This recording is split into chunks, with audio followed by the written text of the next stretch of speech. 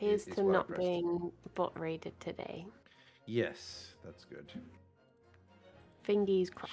Should we talk about that, or do you want to not talk about it? Oh, I don't mind. Okay. You're I just currently had live, to FYI. FYI. FYI. YI pet. Why I oughta? I accidentally Yeah. because like Arnhall was saying, like, make sure you don't raid anyone or host anyone afterwards because that all of the bots will pass on to them. And I was good. I didn't raid anyone. I just read out like a list of who people could go and watch. And then I forgot about auto host, and I auto hosted Kirsty, and she got bot raided too. No! And it was literally as I turned up in her chat, being like, "Hiya, was gonna raid you, but didn't want you to get bot raided." And then she was immediately it's like, "You've you're now brought the being bot." hosted. Like, uh-oh. Oh dear. So, were they just like random names or like insulting names, or what was it, right? It was How just, did it just work? the like random generated names. Okay. It wasn't anything mean Okay. or anything. It was just a I'm guessing someone else got and then they auto hosted me and then I Maybe. got and I don't know when it stops though. I don't know when I can turn auto host back on. Yeah. Hello everyone, for those of you just joining us, welcome. This is the Great Days Eternity with me and Briony. We've not played in a while. Those of you who haven't watched us in a while may have forgotten that we usually spend about an hour talking before we actually start playing the game. So that's what we're gonna do right now. Well, we'll see how long we talk. The subject of discussion is yesterday, when we were streaming Stardew with lovely Boba and lovely Silas, Briony got bot raided. Yeah. And so I don't understand the point. So okay, yeah. So what I was thinking was that I don't understand the motivation. Like, if someone is an evil bastard and they want to like offend or insult or make someone feel really bad, I can understand. Yeah. Like, oh, here's a bunch of bots, and they'll all have like, horrible names, or the bots will immediately say something really bad, or try to whatever. But as far as I can tell, these ones didn't do that. It was just a mass. Like, what's the opposite of Exodus? Inodus. A mass inodus of just tons of random bots that followed you, right? Enterus? Maybe, I don't know. Influx. Influx. Yeah. Influx. And they just sort of just followed you, and they didn't really say anything. Well, do you have like you need to be followed for X minutes before you can talk or something? It's no. turned on. I don't know. I don't know if I have that. Oh, actually, I think I have something about email verification or something. Okay. You have to have email verification. I guess they wouldn't. Yeah, I think I have that too. Yeah, because in that case, it just feels like the whole idea of a bot raid accomplishes nothing. Like, yes, it like. In your case, you have a little sound for some being followed, right? Like the do. So that would get annoying eventually. If it's because it was 942 of them. Yeah, so that'll stay quite a while. And even in my case, like, I have a small little notification top of the screen saying blah blah blah followed, but I don't have any sounds, so I don't really notice it. So I suppose if there's 942 of those, they would just keep popping up, I suppose, which is sort of annoying, but not more annoying considering the fact that, like, I mean, I put it in there for a reason. Like, I put it in there so that people can see, and that's the whole thing. Like, you put overlays for people doing stuff so that they say, hey, it's me, I did. And then everyone goes like, I love that so much, I'm going to give him tons of money. That's basically the plan, I think. I think so. I mean, anyway, I don't understand Twitch, but that's what I've understood. That's how it works. The thing is, like, even if it is just to cause, be a bit chaotic or something, if they just get passed on, you don't even see it. Yeah. They're just, I don't know, it just seems weird. Is it just the knowledge that chaos is out there somewhere in the world or something? Yeah. It's just, I really don't So get the way I assumed it was happening, right, from seeing tweets or whatever, is, and possible content warning if someone's gonna be upset. So like you go to like a trans streamer or something, and someone with their tags on, sort of thing. yeah. Particularly, like, that's usually how they find them, and then you just load up like your 2000 botnet, and all of them have names like saying people's dead names, or like saying bad things and so on, non-stop. So that the streamer is like bombarded with messages like that they can't turn away from, basically, without not looking at followers or your logs or anything at all, right? Because that would, I mean, I feel like I'm crafting the best way to be a horrible person, but like, yeah, that to me seems like the point, so to speak, of a bot rape. But if you just have randomly generated names randomly following, like, okay, I guess, like, it doesn't hurt me if a bunch of bots are following and watching my stuff, so unless it is that maybe they did have a horrible message lined up, but because I have because you had email verification they just thing, we'd never know what the bots came here to say. yeah, that's true. Because I've had it before. Like, the most typical one for me is because I tend to have the mostly because I accidentally left it on. I left the vegan tag on. Yeah. Because I wanted to have it on for Veganuary, and then I just keep forgetting to take it off, even though it's not particularly relevant. And so you get people just coming in and being like, "I ate a burger," and I'm like, "Okay," and then they tend to leave. I'm like, like, "Oh, bye." Okay, just what I need to know. That's okay. You should try a Beyond Meat or something. See ya, bye. That's basically how far it goes, I imagine. I don't know. Like, you've never struck me as someone who gets super upset at hearing someone eating meat. If so, please forgive me. By the way, but please forgive. Yeah, because that doesn't seem to me like something that would super. Imagine if it was just loads of bots coming in just to say cheese. I'm just like, no! No! Get them away! No, I don't want cheese! Wait, this vegan cheese isn't there? I can't imagine it's very good, but no, you said there was some vegan cheese that was good, actually. It's got so much better in the last few years. Yeah? I'm very blessed living in Bristol because it has a lot of like. Bristol is a very vegan town, isn't it? As far as I've heard. Yeah, it's just full of bloody hippies. Yeah. God damn it. So you get a lot of, like, there was one guy, he's called Sumir, and he used to be like an artisan cheesemaker of like dairy cheese, and then he went vegan, so now he uses all those same techniques to make vegan cheese, and his stuff is so expensive but so good. And we get like a lot of markets and stuff that have different things. So like having like the homemade artisanal,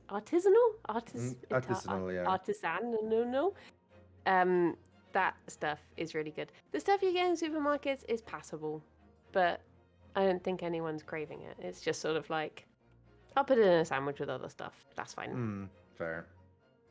But a few years ago, it was just rubber. It wasn't rubber. Nice. Oh man, yeah.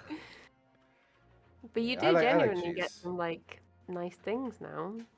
Yeah, I mean, step by step, I think it's been slow. Obviously, like, vegetarianism and veganism has been around for ages, obviously. But it's like gradually getting more, I don't even want to say acceptance, but more embrace of people, popularity, I suppose. More and more people are becoming vegans, I think, gradually. Yeah. Particularly with the younger generation. I find it very strange that, when you get these things on Twitter where people are like, unpopular opinion, sort of thing, and they say something like, hot take, I like my feet tucked in under the duvet, or something, just something that is just, no one's taking offense to it, and then I'm just sat there all veganly, just like, my whole life is an unpopular opinion.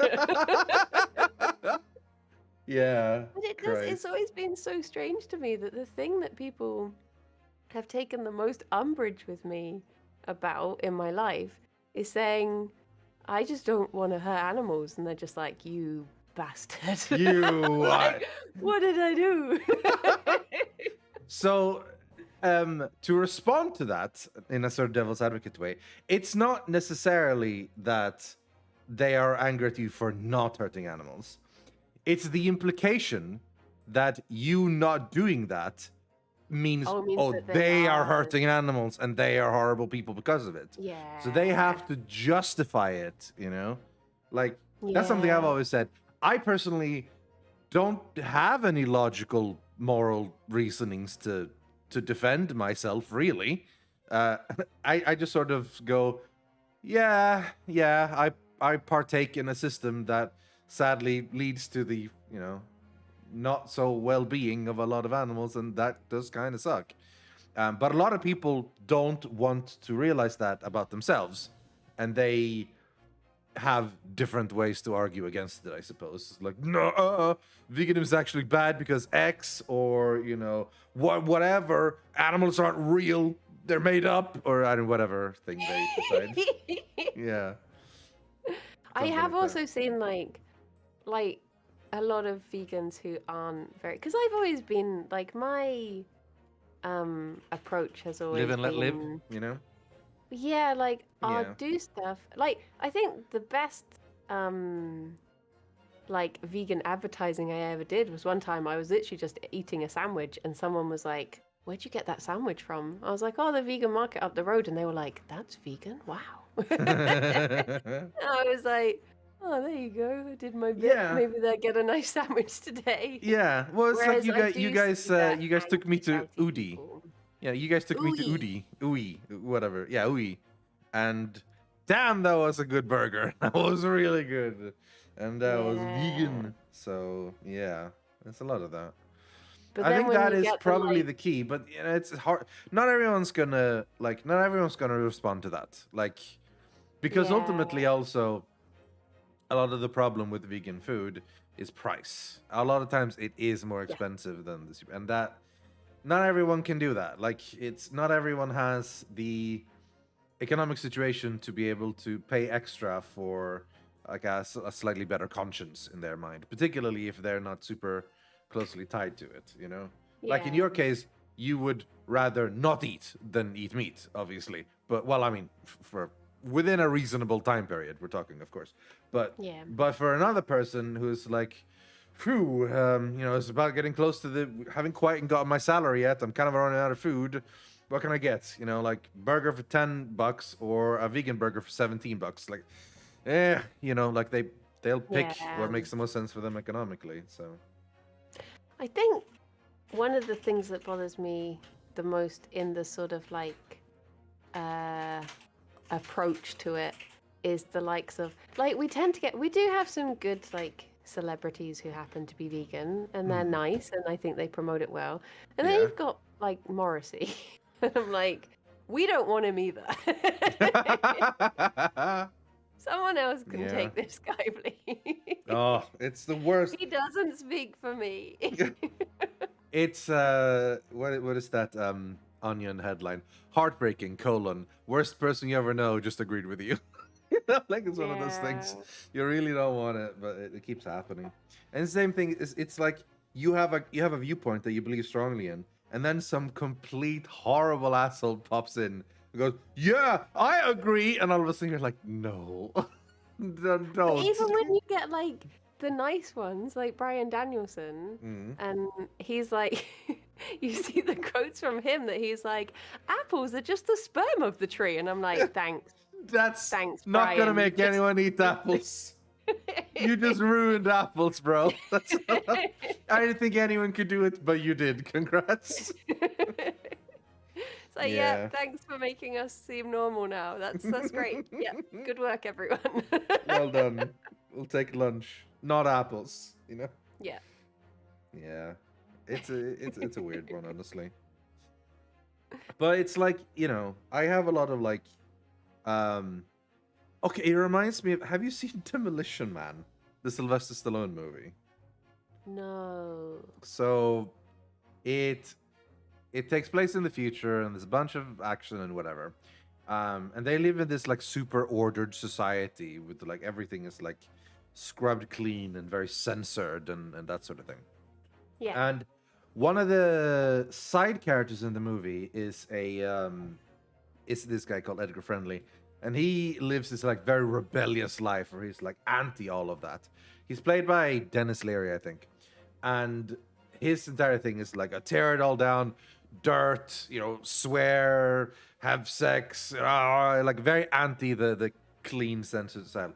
And he goes like so overboard in the entire thing. So in the end, it's like, listen, okay, fine, but no. And it's sort of the same thing I think of like whenever I talk about leftism or socialism or politics in general, and you're like, yeah, good, and then someone who's off the wall shows up.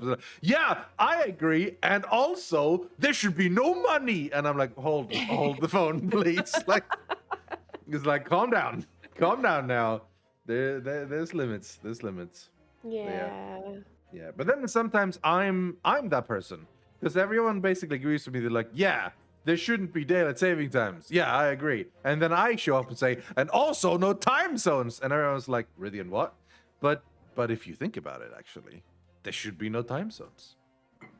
What is time anyway? It's just a construct. Yes, it's a human construct, but it's a useful human construct, so that we know, like, it wouldn't work if we hadn't made the concept of time. When would lunch be? Exactly. There was no. Do you know actually? Yeah.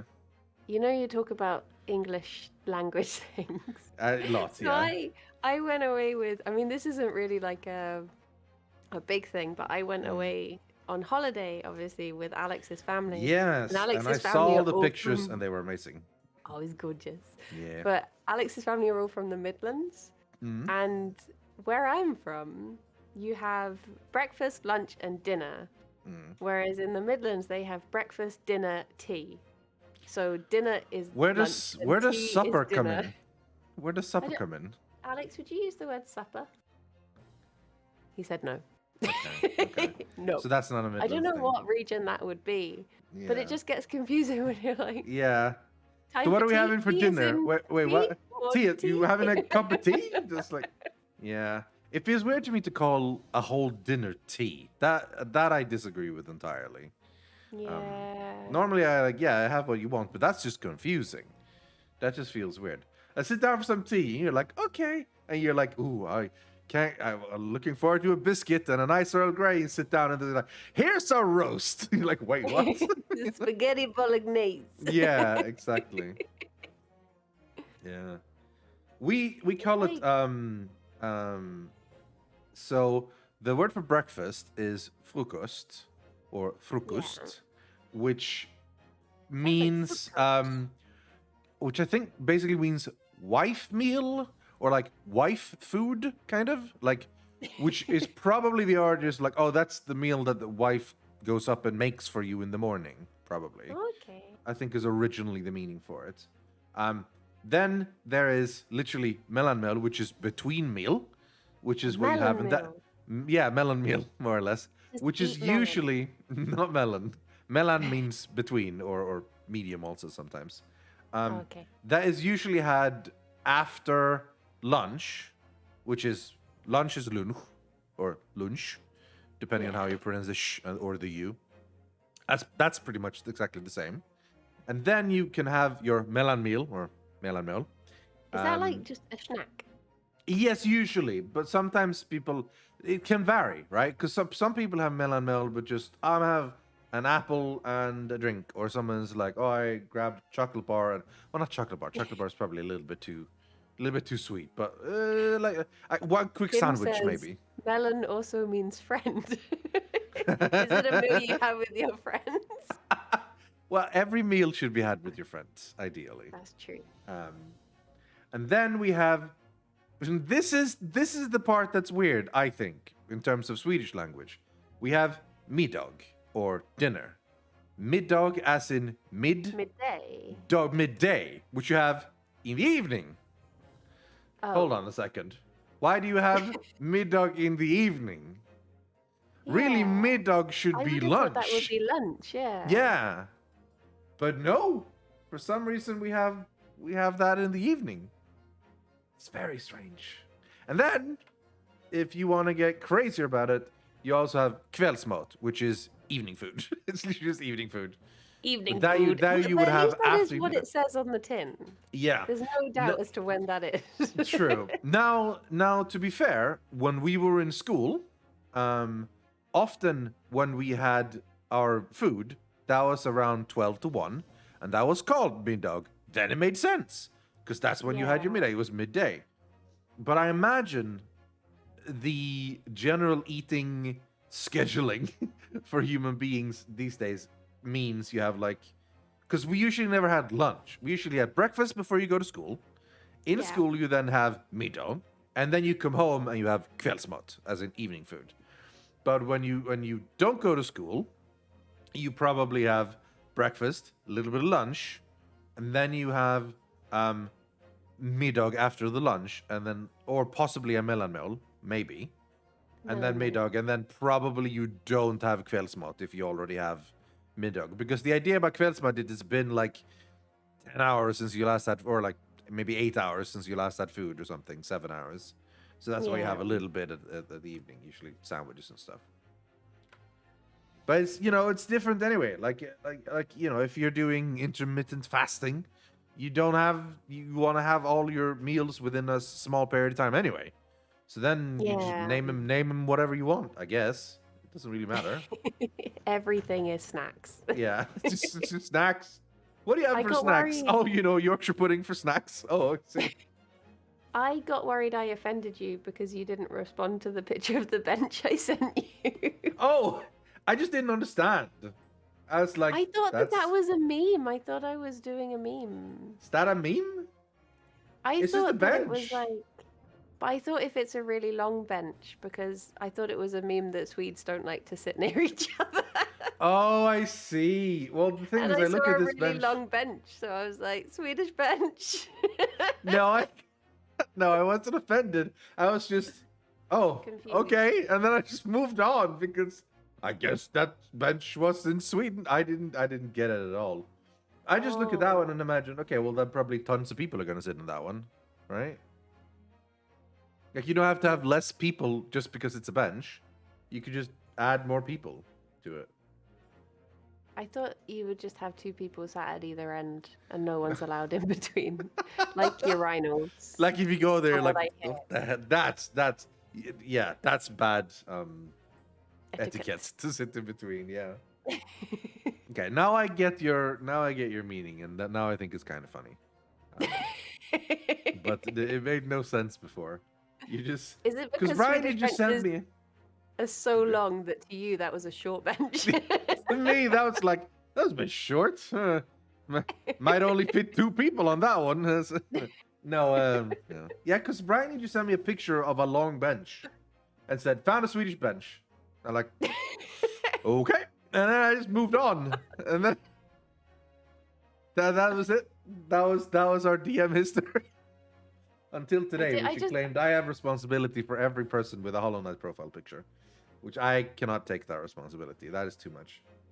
I've been meaning to change my picture anyway. Like I love the little guy, but it might be time for something else, I think if I ever had a Freaky Friday situation and I woke up as a penised person, I would spend the day peeing in a urinal directly next to people at urinals. Why?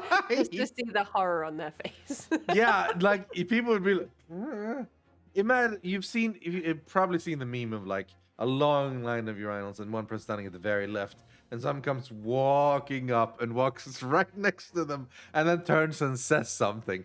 That is a nightmare. I cannot imagine how that would be. You're standing there just doing your business, and then someone walks in the door, comes closer, and then time will slow down. As you're like, surely he's gonna stop and turn right now. There's one right there. There's 5 right there. He's coming closer. Why is he coming closer? What's happening? Oh God, he stopped. Oh, he's right next to me. He stopped. He's taking out his dingling. What is he gonna do? Oh no!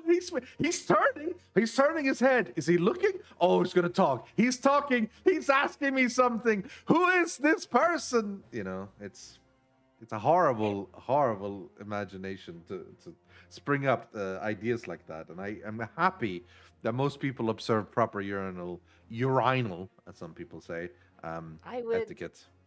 I would turn to them and then I would take one hand off and I would just go for the high five. Just be like, ah. Yeah. And this just is be why like, I've never oh, been arrested. my phone's calling. Could you hold this? You have to take this. You have to hold on. Well, you know. Yeah. Oh. No. I feel like if you do a Freaky Friday situation, there are other things you can try. That is it. You can experience multiple things rather than let's go to urinal salt day. Man. That's true, actually. Yeah. I always thought that, so you know, it's the 1 3, like the odd numbers are 1 3 5 7 9 etc. So you never go to those. So you absolutely have to just build the urinals with a bit more space in between. That would work. But realistically, that wouldn't work because that would actually be wasting space and you would have less capacity, you know? Because sometimes when you have to, you have to. Like, if you see 1, 2, 3, blank, 4, 5, 6, 7 people, you have to go in blank because you gotta. So that's how it works, you know? Man. The only experience I've sort of had that was similar to it was once I was sat on like an empty bus and someone came and sat next to me and I was like, why? That is very weird, yeah. Why would you do this? That is so weird. Oh. I feel like, so I used to, if I sit somewhere, I tend to put like my backpack, because I usually always have a backpack. It's so nice. Yeah. I don't know if backpacks have gone out of style. It's like, that's for kids in school. No, bro. If you have it around your back, you have your hands free. You have to go around lugging bags around. Backpacks are the best thing, and people think somehow that they're just for schools. Like cross straps and stuff. Yeah, way better. Backpacks is legit. Everyone should use backpacks still. It's fantastic. I use backpacks when I go to the store every time. And I just shove down, it used to be bottles of Pepsi Max, not anymore. You shove down Pepsi Max bottles and put them in the backpack while I'm walking around the store. Because otherwise they have to be in my like carrying bag thing. Or, you know little plastic things. You guys have metal things. We have plastic things.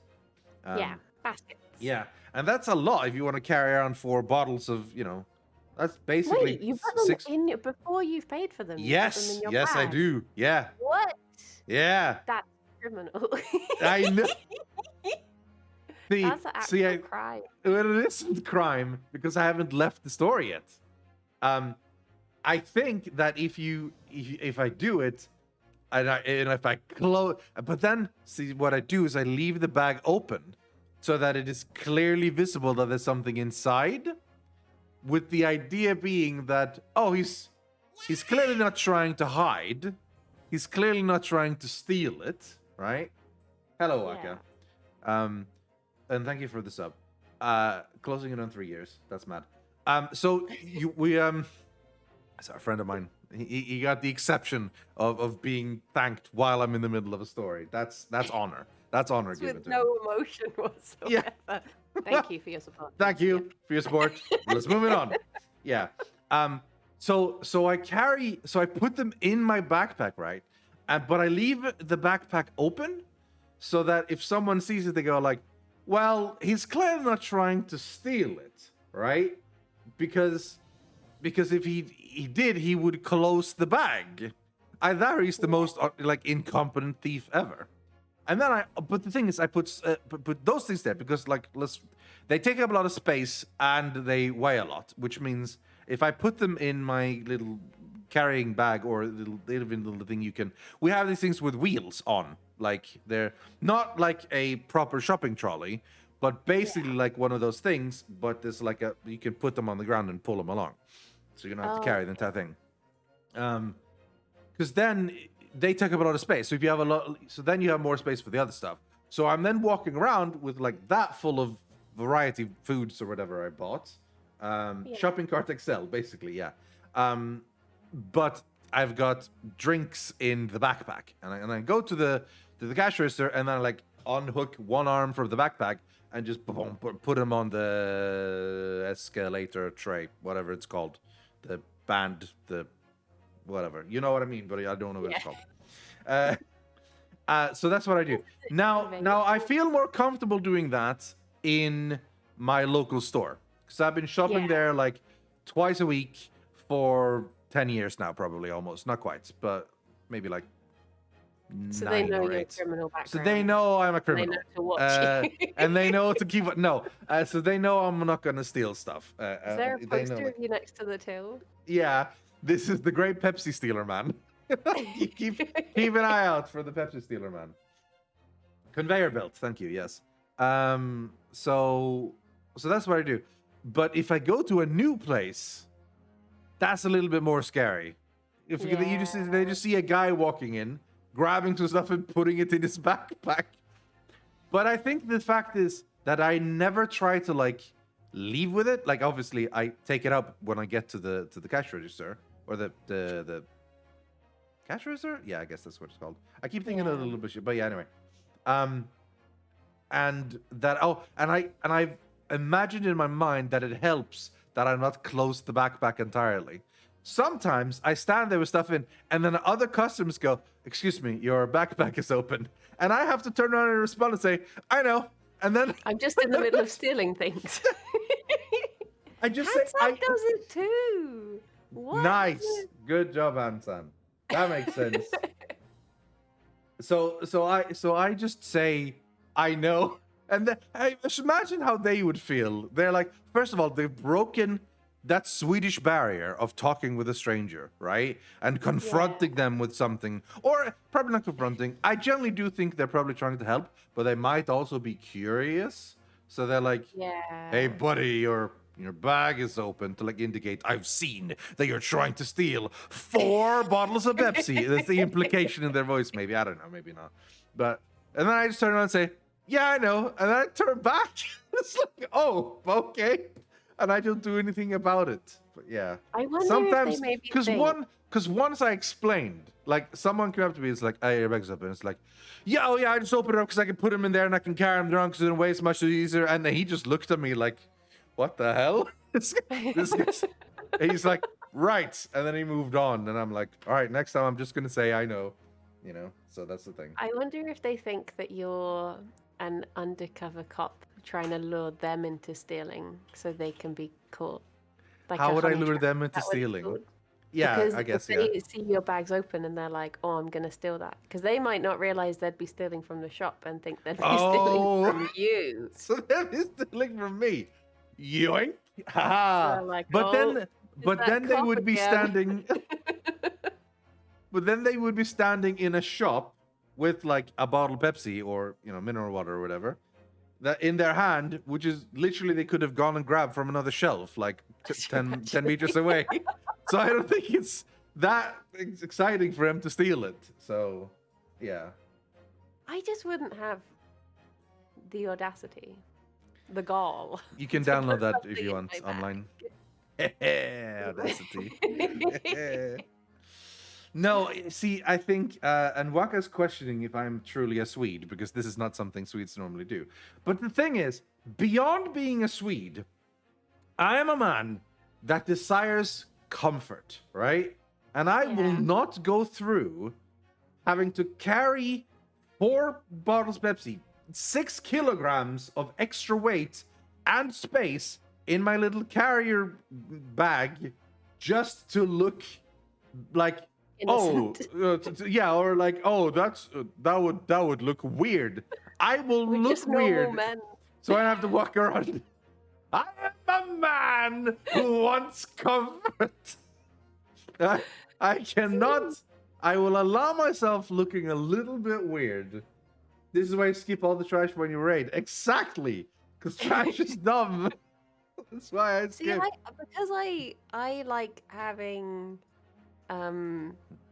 Not limitations, but if I'm carrying everything in a basket, That's my way of not getting too much, because I'm like, I know how much this weighs for when then I put it in a bag.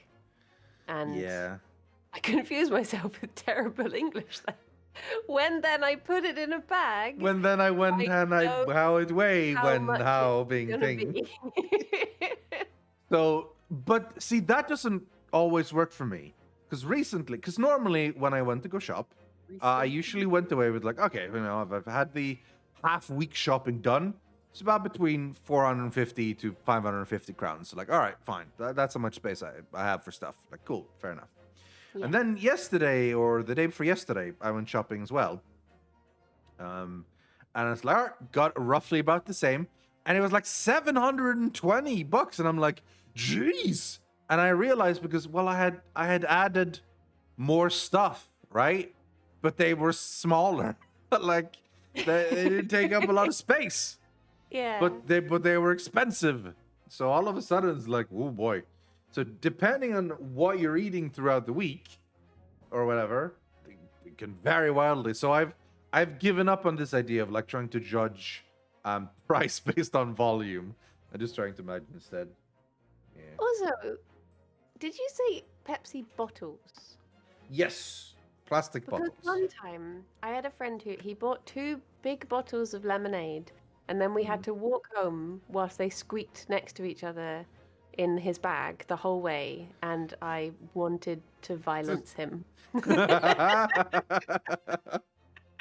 Well, the key is to, I mean, that could be a problem. It's a worse problem if you get like a can of Pringles or a bag of peanuts or something, and you put that in your backpack and you walk, and then you constantly have to hear swoosh, whoosh, whoosh, whoosh, whoosh, whoosh, non-stop every step you take, and you gradually try to adjust your walk so that you move your back less.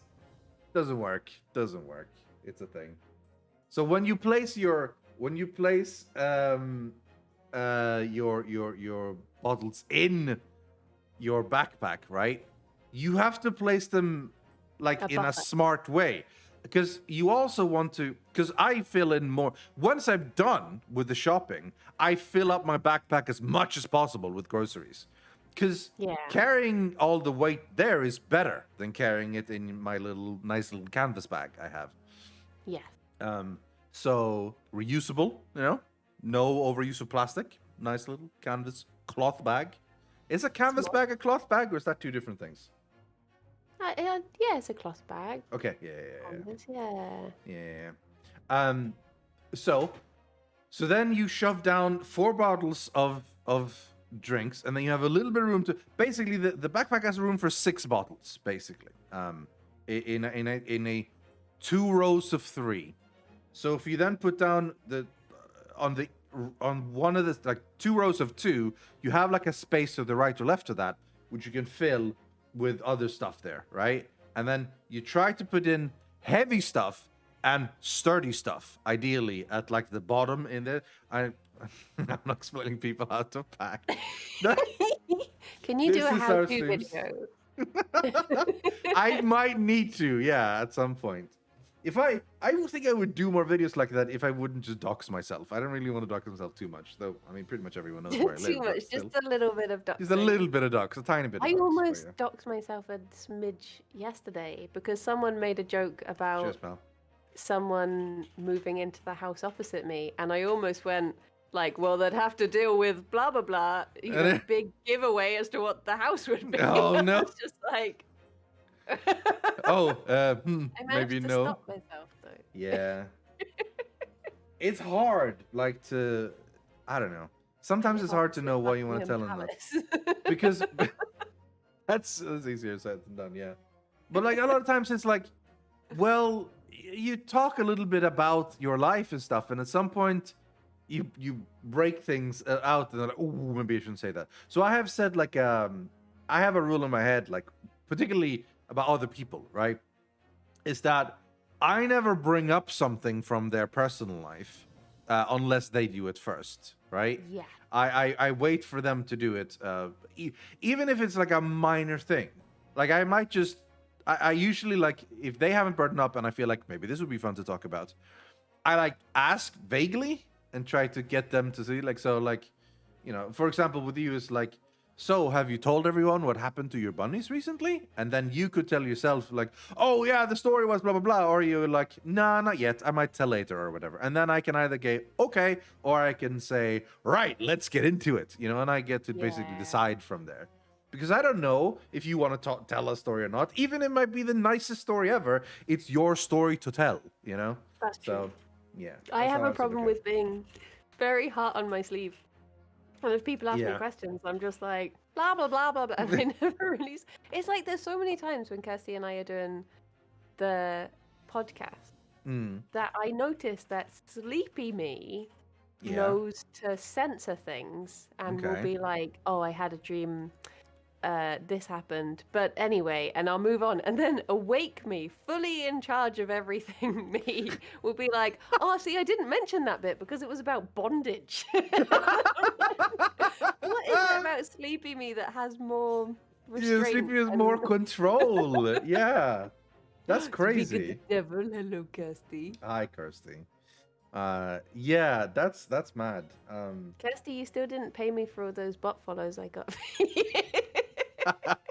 No, that was free. She got it entirely for free. That's a hell of a good deal. Yeah. We inflating went in that follower count. On a... there was a 33% off deal and you went half on it. Nice. Yeah. Yeah. No, I mean, yeah, like, so I'm sort of the same, right? In that, like, well, sorry. When I say I mean the same, I mean I'm entirely the opposite. I'm very private in general. I really don't talk about my private life at all, mostly. I'm just generally very, very vague about it. But I find often if I am talking with multiple friends at the same time, multiple friends that I trust and I've talked to a lot, it's a lot easier for stuff to accidentally slip out without realizing, oh shit, I'm on stream, Like about the theft and... yeah, about my rampant history of thievery, yes. That's definitely something that perhaps not everyone... Have you told them about the tax evasion, or do you keep... No. What do you mean? Funny joke, Briony. Yeah. No, yeah, so that's the thing. That's what I find, and that's what I have to like...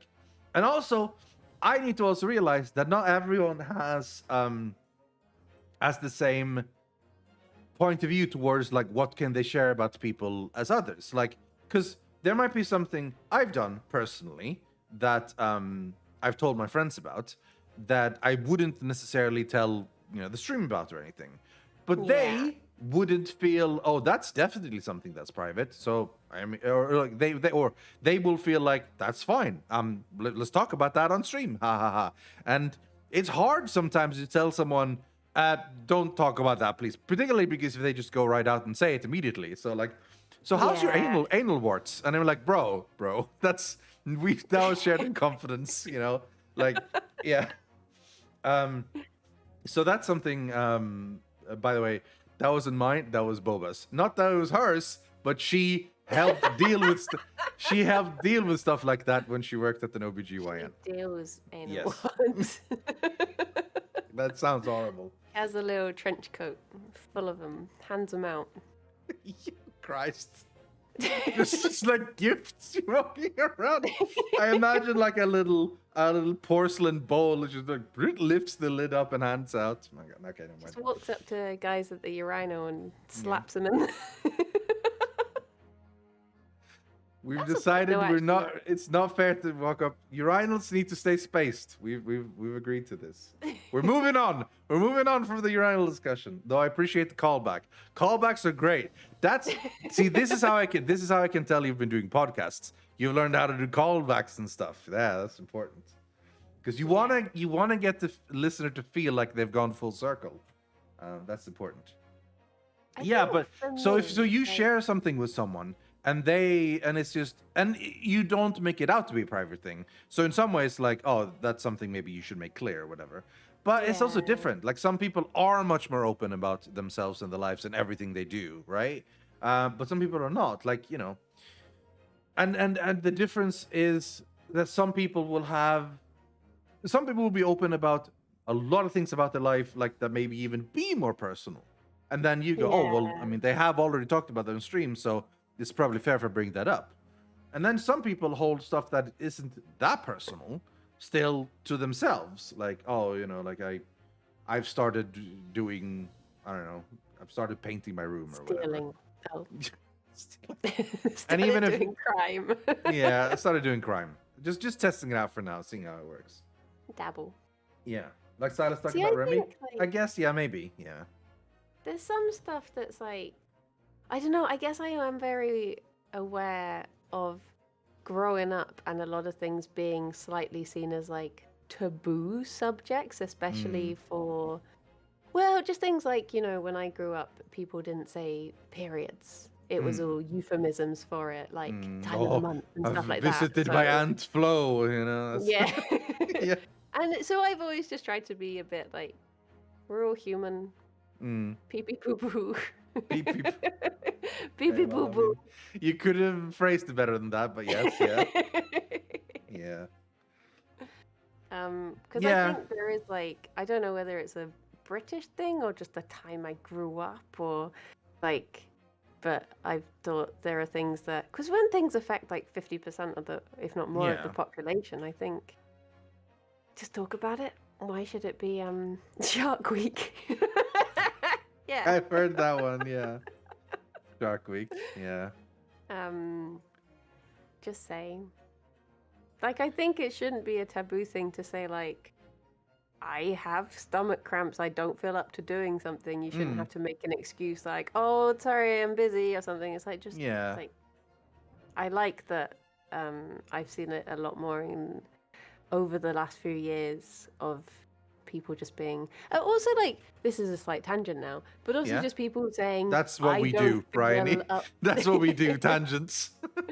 People just saying, like, I don't feel up to socializing today. Because Yeah. for so long, people would be like, oh, I don't really have an excuse not to go to this thing, but I don't feel like it. Whereas now I have friends who would just be like, not today. No, it's just not. It's just not.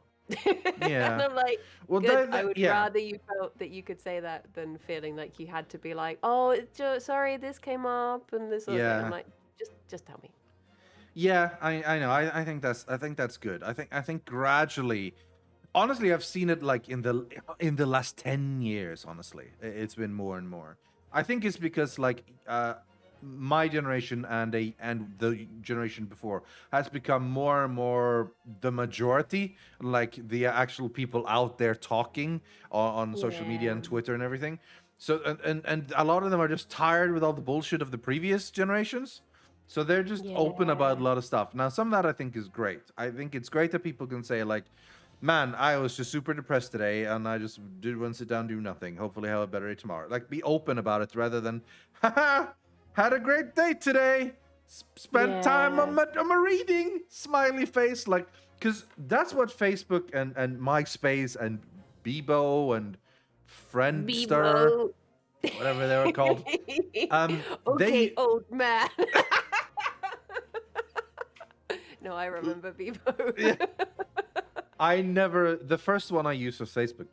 And honestly, just because when Facebook came out, like, this is nice. This is slick and smooth and not so garish like MySpace with your GIF backgrounds and auto-playing music. No. We're going to use Facebook now. Was it Face Party? The one that you could, like, pay more to have smut on your account? Like, you could have your standard account, but then if you paid, you could have winky photos. And, really? I remember one time an internet friend of mine sent me a message just with his password, and he was like, if you're ever curious. And I was like, no, thank you. That is weird. That right on the table where you've left it. Thank you very much. That is weird. Yeah. If you're ever curious, what the hell? No. Like, no. Oh, that's so weird. That's man. Even if That's man. yeah, even if it was a friend of mine that I found very attractive, I couldn't. It would be so weird. I don't know, man. I haven't in my brain. I sort of categorize people, and this is a bad thing. I don't know, but I sort of categorize people into like friend or quote unquote love interest or whatever you want to call it, or like, you know, parental figure or like sort of thing. So someone crossing over, that feels weird. That does feel strange. So like if someone I think of as like a sister or something, get like, hey, want to see my titties? I'm like, what? No. Even though realistically, probably pretty nice titties, you know, probably. But I have to like, that doesn't work. I have to mentally rearrange that in my brain first before that's even something I can even think about. But that's just the Terminator. Yes, basically yes. I'm a robot that needs to have things properly categorized, or at least create sort of mixed categories. It was a friend boobs, not lover boobs. Exactly. Stop it. The wrong kind of boobs, you know, like that's the whole thing. Yeah, I don't know. There's something else. But yeah, so yeah, Facebook. Do you remember the stress of deciding who was going to be in your top 8 on MySpace? No, as well? because I never used MySpace, so I dodged that bullet immediately. But I do remember what I think I read a lot of live journals, but I never made my own. I might have had an account just so I could read if that was something that was necessary. I can't remember. But no, the first one I ever really joined was Facebook. I always thought the other ones were unnecessary, you know? Yeah. Because I was like, I can make my own webpage if I need to say something. So, you know, I used to have web pages, usually for like whatever clan we were playing in whatever game, you know, Warcraft or Starcraft or whatever. Design a nice little looking website and write profiles and all the members. No one gave the slightest crap about those, but who cared, right? Like, it's just for fun. You know, back when I thought like, oh, web design, that's what I want to do. Nope, no, that's not what I want to do at all. That's dumb. But yeah. But Facebook then became, because Facebook didn't have ads in the beginning. That was part of what was so good about it. And it didn't have like all the privacy. It used to just be simple, like, hey, you follow your friends or you like the pages and you see their updates when you do something. Bam. Now it's all algorithms and shit and get likes and you might like this and look for long enough and yeah. I had to have a Facebook account to use the Oculus Quest the Meta Quest that we got for that brand deal. And I just I've deactivated my old Facebook account ages ago. And I don't even think I can get back into it unless I show like a photo ID or something, which I'm not going to bother with. So I made just a brand new Facebook account, like with no information whatsoever. All the privacy settings turned to nothing and zero input, just literally so I can use the goddamn machine. I think I've still forgotten to change my Facebook password back because I specifically changed it to something to make TJ feel really good for having to type it in. Because he had to set it up for me. So I was like, what can I make him have to type multiple times? I do something like that as well. Sometimes when I want to be sure that I don't ever show people my password, or that I ever like how to phrase this.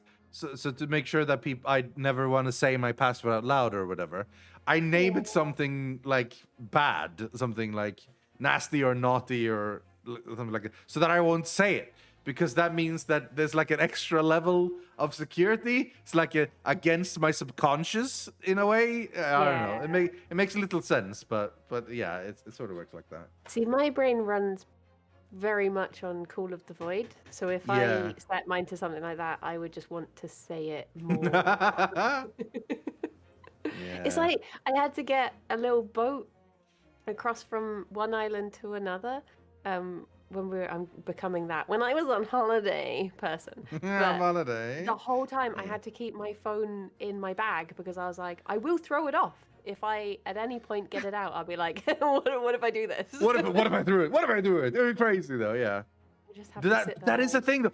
I find Call of the Void so fascinating because I don't get it a lot in real life, but in video games, I get it a lot. Like, I'm somewhere and it's like, what if I just jump off here? What if I just shoot this explosive barrel? What if I just drop my gun and I can't pick it up again? What if I just... seems like a more healthy way to get through it. Yeah, I think so. I think it's like... Because in that one, there's no serious consequences. But I have to throw away my phone atop Niagara Falls or whatever. Like, yeah, that's gone. That's not coming back. Now I have to go through all the trouble of like all my authenticators and stuff and deal with that. And it makes me scared to like... I don't know, like if someone's Drive like, a car? do you want to hold the baby? Oh, I'm like, no. probably best not. Yeah. Probably best you just keep hold of that right now. I think what helps is that everyone gets those feelings and almost no one does it, right? Like you just get that like you drive a car, it's like, what if I just swerve left right now in front of that truck? And you have that thought for like a millisecond, and you immediately go, no, and then you don't. And then after you spend your time going, why did I think of that? That was weird. I did do it? Yeah. I wasn't thinking like that, but the point to realize, I guess, is that was just a Call of the Void, and those do happen, and you don't do anything about it, and they are normal. A lot of other people do it, so. Yeah. It's scary. Yeah, it kind of is, because there is always the idea of like, what if one day... Fizzy noise? Was that a fizzy noise? Are you back on the pot? No, not on Pepsi, but I have carbonated mineral water, citrus flavor. Wow! By the way, what the judgment in your voice! Holy crap! You sounded so offended. I didn't. Wow. But you're doing so good. Yeah, I haven't had any in a month and like 2 weeks. Actually, that's not quite true, because yesterday when I was out eating dinner with my dad, I had a small can of Coke Zero. It wasn't even that great anymore. I think I was lucky. Maybe it's lucky I had Coke Zero and not Pepsi Max. Pepsi Max is what I really like. Yeah. So that was the first time I had it, and it was fine, but I didn't really feel like, oh, that was so good. Yeah. You sound like you're watching out for an addict. I am. I'm your sponsor. Yeah. Well, I appreciate the support. But I mean, I also find that apparently I wasn't addicted, because it was effortless to quit. Yeah. I just said no more, and then there was no more. There were no withdrawal symptoms. No, like, oh, I could really use a... Well, I mean, of course, there were like thoughts, one of those would be nice, but it was never really a problem. Like I replaced it with carbonated mineral water, or sometimes just water, just with a little bit of that like calorie-free like flavoring thing you put in to like give it a little taste. Yes, cocaine. Just a little kick. Just a little kick, just to make you feel up there, that's the thing. Just to get through the day, Yeah. Just to get out of that, By the way. Yeah, pretty much. Yeah, I think, and also, I don't know. When it comes to stuff like that, I always work. What was that? Have you thought of buying a soda stream so that you could bubble everything? Yes, in fact, my dad had strongly hinted that he was going to get me a soda stream for my birthday. Yeah. He didn't in the end. So now I'm considering getting one myself. But I'm not sure. But I might. Like, it might save me money in the long run. Because you have to replace the the bubbles, basically, like the cartridges that you put in that like do the in the water, right, every time. And they end up like, well, I mean, basically, I did the calculation once because my dad has stuff with like Pepsi Max, like official Pepsi Max flavor or whatever, right? Yeah. And so I did the calculation. How much you spend of that on like over 6 months. And then like, okay, well, if you were to just buy bubbles instead, how much might that be? And it wasn't a lot cheaper. So I was like, well, I mean, it feels like kind of defeating the point then. Yeah. But I'll maybe do some research because yeah, it's nice. And then you can buy like all these types of flavorings and so on. But then it also becomes a lot of hassle. Like it's only worth it to me if it's simpler and or cheaper. And if it's not that much cheaper, like yeah, whatever. I'm going to the store anyway. I might as well just pick up these. So it never occurred to me that it had different things, like cartridges. Because yeah. You have to replace them eventually. There's not an infinite amount of like carbonation you can push out into water. You know. I guess it is putting carbon in it, isn't it? I just assumed it. More or less, yeah. just like blowing water, just like that. No, like they literally like put in carbonation in the water itself to turn it from flat water to sparkling water, so to speak. Yeah, I like sparkling water, but it makes me very burpy. Yeah, well, I mean, I think all sort of carbonated drinks do, because that's sort of what it is. Do you feel like you get it more from that than from like cola or whatever? Yeah. Or do you think that's because you have less cola? The worst thing I had recently was when I was your soda stream. Yeah. I was isolating from Alex because he had just tested positive, and I had to go into the office to do that quest thing. And I had obviously I tested twice on that day. I knew I was negative. I'd kept away from Alex, all of this stuff, and Ped brought in this drink, and it was like a minty lemony drink, and it made my throat so claggy I kept needing to cough, but I was like, I can't cough because I've just been saying like I live with someone who has COVID, and I can't be like I'm so So I was just there I had to just not drink it because I was like, no, I don't want to scare everyone. And then in the break, I was like, TJ, please can I have a water, please? Yeah, I gotta, yeah. No, this is like when in the height of COVID times, right? If you ever had the sniffles, it's like, okay, like full on mask on, isolate, like so no one, so you don't scare anyone, like when you're going outside. It's like it's just a little sniffle. You know, like that's like hay fever during that time as well. It's just like, oh no. Yeah.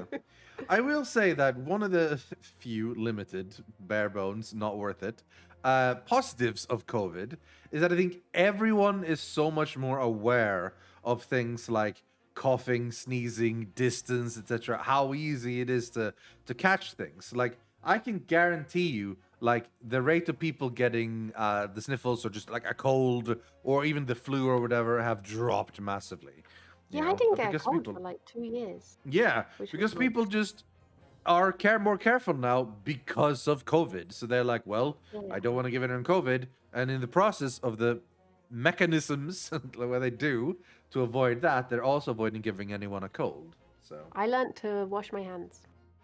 Yeah, I'd never washed my hands before, so yeah, it was crazy. And stop licking doorknobs. Who knew that was a thing? Yeah, I mean that was a big sacrifice for me. I've always really loved that, and I had to give it up. But yeah, I mean, we all make sacrifices in the age of COVID. And apparently, all of this time, you're not meant to kiss the bus driver when you get off the bus as a thank you as well. It's thank really the bus driver, everyone. Mwah. Like, what the hell? Thank you. Yeah. That's just weird. It's been over an hour. Christ, you're right. Yeah. I mean, to be fair, I kind of looked forward to this as much as I look forward to the game itself. So, yeah. I hope you've enjoyed longer and longer. Yeah, I hope you've enjoyed another episode of Always Off Topic with Briony. I've been Rydian. She's been Briony. It's been a lovely time. Let's play a game. Boop, boop, boop, boop. Hello, controller. Hello. Hello. I'm not. There we go. It was working. It wasn't tagged into the right window. You have an invite ready. Thank you, Rossabo. I need to get a Rossabo myself. But you do need to just steal this Rossabo. He's really good. I don't know. I don't think Rossabelle likes me. It's not even subbed, am I right? JK, that was not a sly hint to make you subscribe. It was just a dumb joke. I'm not that shameless. I can't believe Rossabelle hasn't even given me $2,000 today. Yeah, I haven't even gotten any money. Thank you, Paulinoa, for gifting us up to Rossabelle. Very nice. There we go. Yeah, haha. But yeah, I have accepted this question. Nice. All right. Your mouse cursor. Does that look like your mouse cursor, or does that look like my mouse cursor? It looks like two little arrows pointing opposite directions. Really? Yeah. Like two arrows. West and east they are pointing. Huh. As if you're resizing a window? Maybe. No, they're separated. I had to think what that looked like for a second then. Okay. Can you see it though? Can you see it? I see my own cursor, but I installed a different mouse cursor theme recently. Recently? They're like black with a white outline rather than the other way around. But yeah. Anyway. Bam. Bam, bam, bam, bam. Oh, it's the thing. The thing. Why can't I think of what it's called? End of the century great exhibition of London. Surely there is not a soul who has failed to hear of it. Wondrous new works of culture and industry from every corner of the globe had converged on Hyde Park, welcoming over 50 million visitors. The last great hurrah of this century. Thank you for turning it up. And delighted You're welcome. people of all nations, and ended on a note of resounding success. But as regards to the terrible catastrophe, there's always some terrible catastrophes. Very few are aware my friend Mr. Herlock Sholmes had a hand in unraveling the matter. For from the shadows, it was he who earnestly unearthed the facts of the case.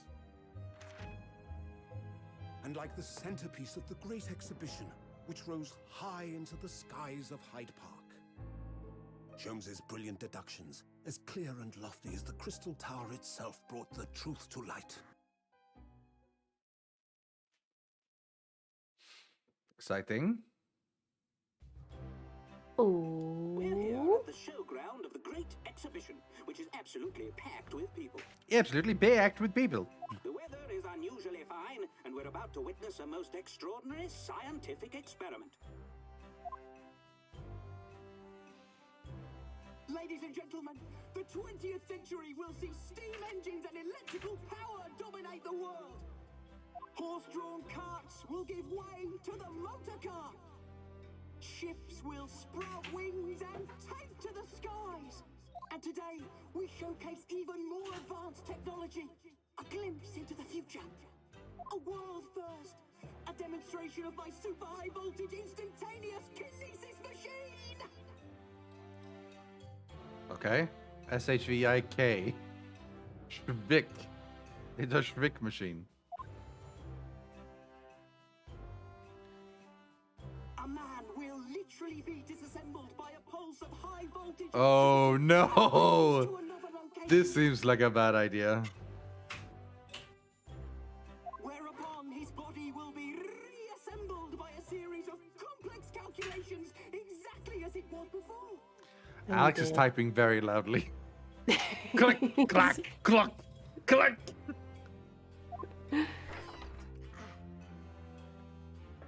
Oh no. Oh no. Is this gonna be a murder? It's gonna be an accident, but then turns out maybe it is. Oh wow, look at how he's running. In but a few moments from now, these gentlemen will, in the blink of an eye, complete an incredible journey through the air. to arrive an instant later on the Crystal Tower behind you! This one! Yes!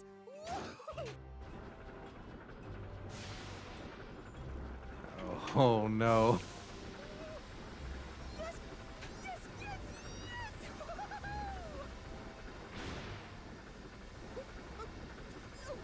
Once the smoke turns black, you know there's something wrong.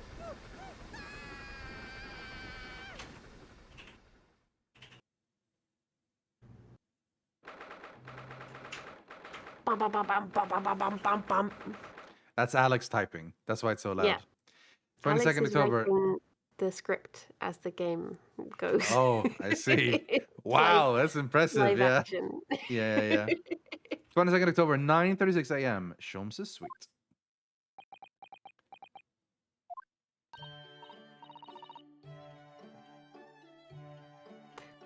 Just checking. Is the game loud Yeah. enough now? Yeah, People everyone in let me my know. chat, Yeah, let us know how the volume is. Volume. Does is good? Is Rydian good too? Is Briony good too? Other than being a crime. Yes, a crime, a criminal. Is good. Rydian is a bad man. Oh no. What? No, that's not true. I'm a good boy.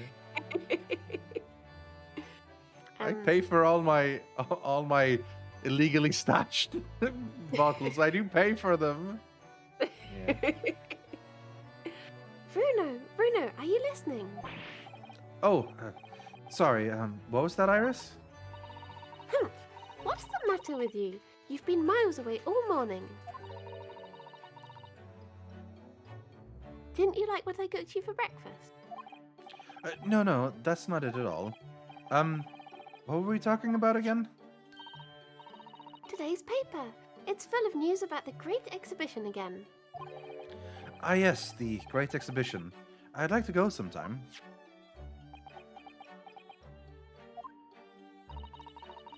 You're really not your usual self today. You seem very down. It's probably because Susato isn't here.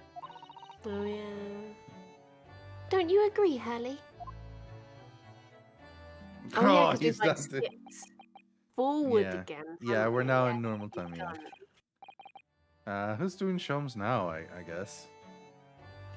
You liked doing depressed shows, didn't you? Yeah, that's true, yeah. Did you say something, Iris? Oh gosh, you're even more down. Ring. I love the musical sting. Ah! When did you arrive, Mr. Naruhodo? I've been here for about half an hour already. We had breakfast together. What? Why didn't you mention it before? I thought you might have known I was here. You know, because breakfast?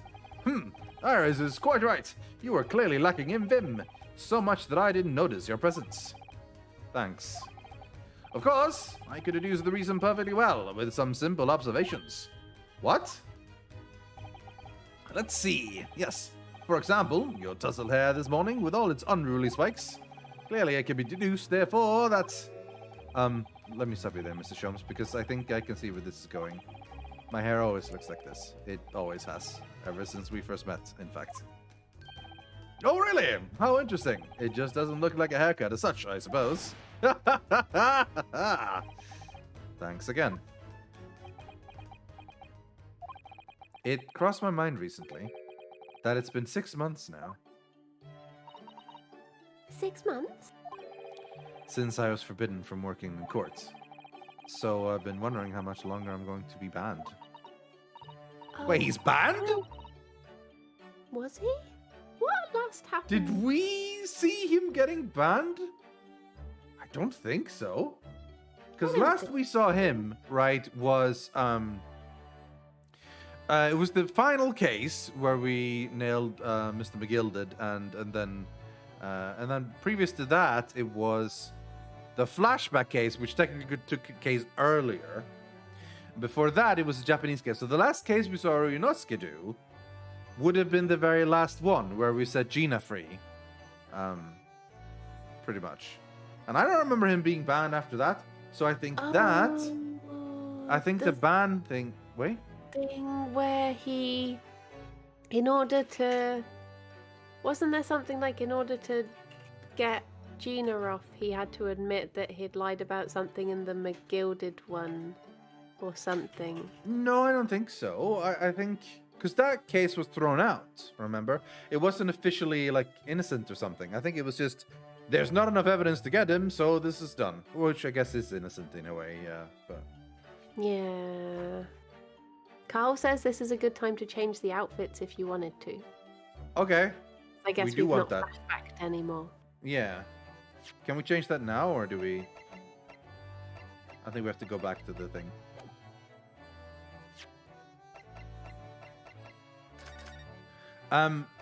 So, the government wasn't happy about him risking to reveal confidential information. Gregson said he'd be making an enemy of the entire British government by doing it. But the government isn't necessarily the court, though. Right?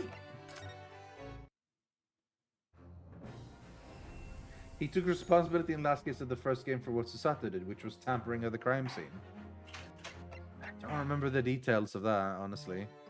Yeah.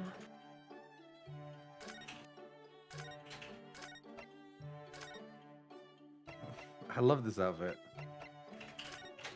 But I actually prefer the original Sherlock Holmes one. But I definitely want this one. What do you prefer? Since Susato's your character, I guess, which one do you prefer? I think I like that she has the book up her sleeve. I don't know where she'd get it from in the other outfit. That's a good question, actually, yeah. Well, do you want to stay this then? Yeah. Okay, fair enough. I think I like Sherlock much better like this, personally. But I do want to try out Ryunosuke's new outfit. So.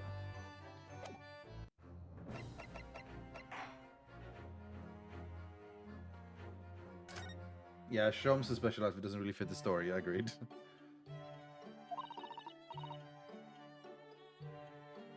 Don't you agree, Hurley? Sad again. Did you say something, Iris?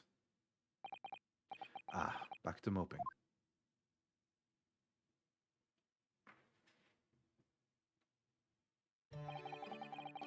What's the matter with Mr. Sholmes today? He seems even more down in the dumps than me. I know, and the Great Exhibition has opened. You'd think he'd be excited. Oh, why don't we all go and see it together? I want to. Well, of course I do. But I can't. Not for the time being. Why not? Why not? Why not? Because I'm a great detective after all. So you're embroiled in some tricky case that you can't be distracted from? Is that it? I don't remember hearing that you're working on a case, Hurley. I suppose I should try to find out what's going on.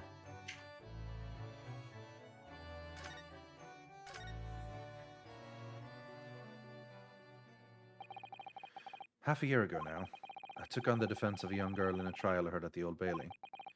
What at first seemed like a simple case of murder that took place at a London pawnbrokery turned out to be one part of a much more far-reaching plot that involved the British government. During the course of the trial, it was found that I made an unavoidable, yet at the same time unforgivable mistake.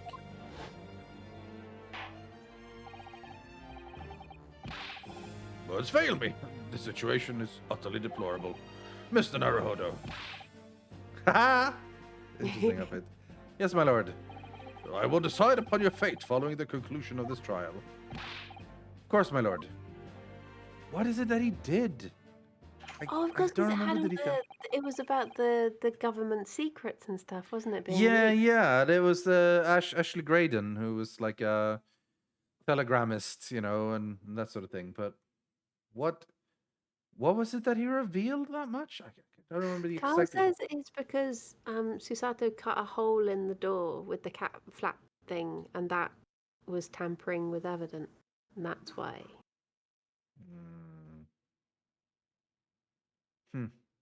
Okay. Fair. I vaguely remember that. That doesn't seem fair enough, but I guess, yeah. Doesn't seem fair to ban someone for that, but I suppose, yeah, tampering.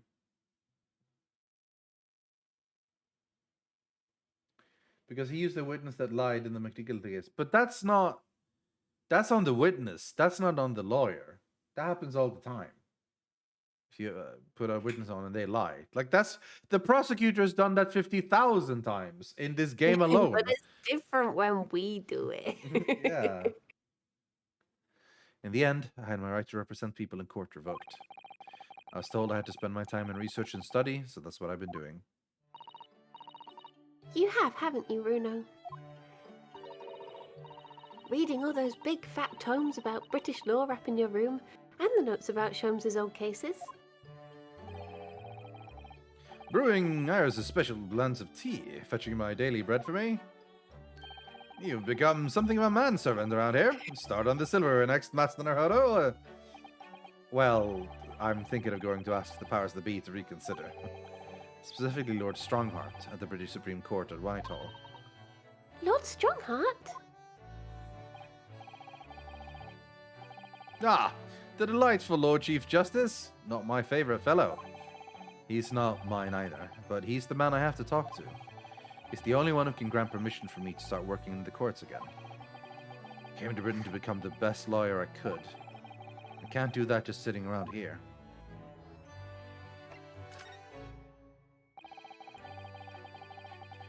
The whole of London has been swept up in this great exhibition, hasn't it?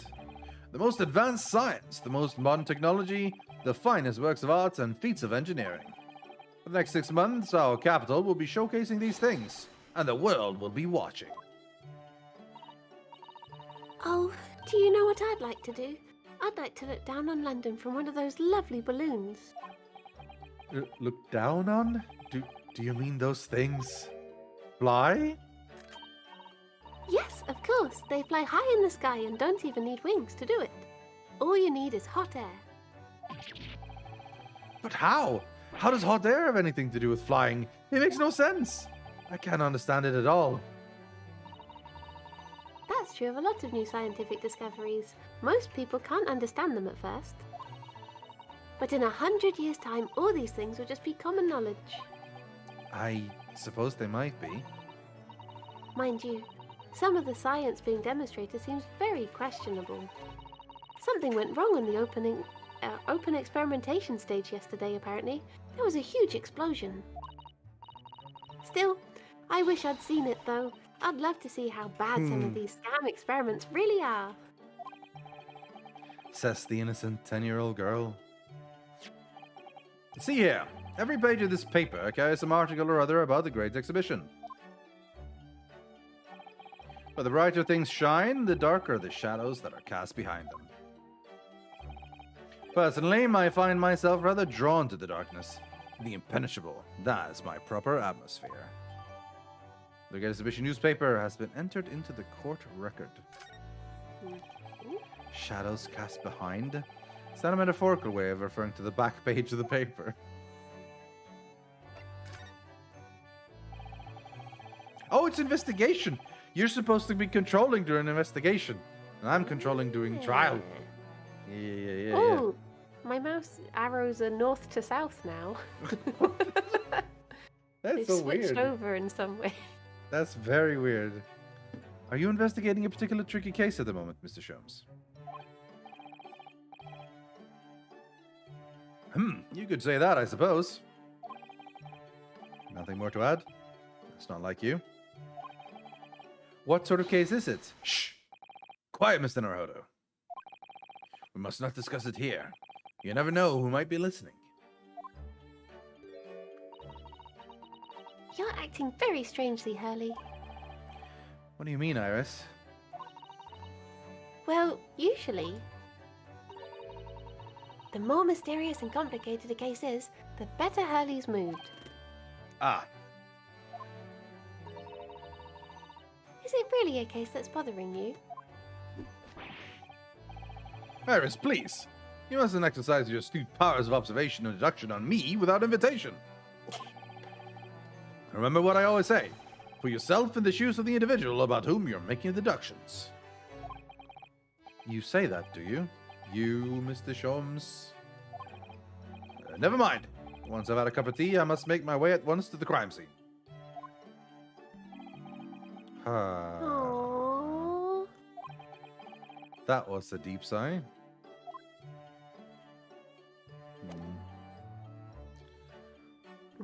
Okay. Are we examining or presenting, maybe? Presenting the armband?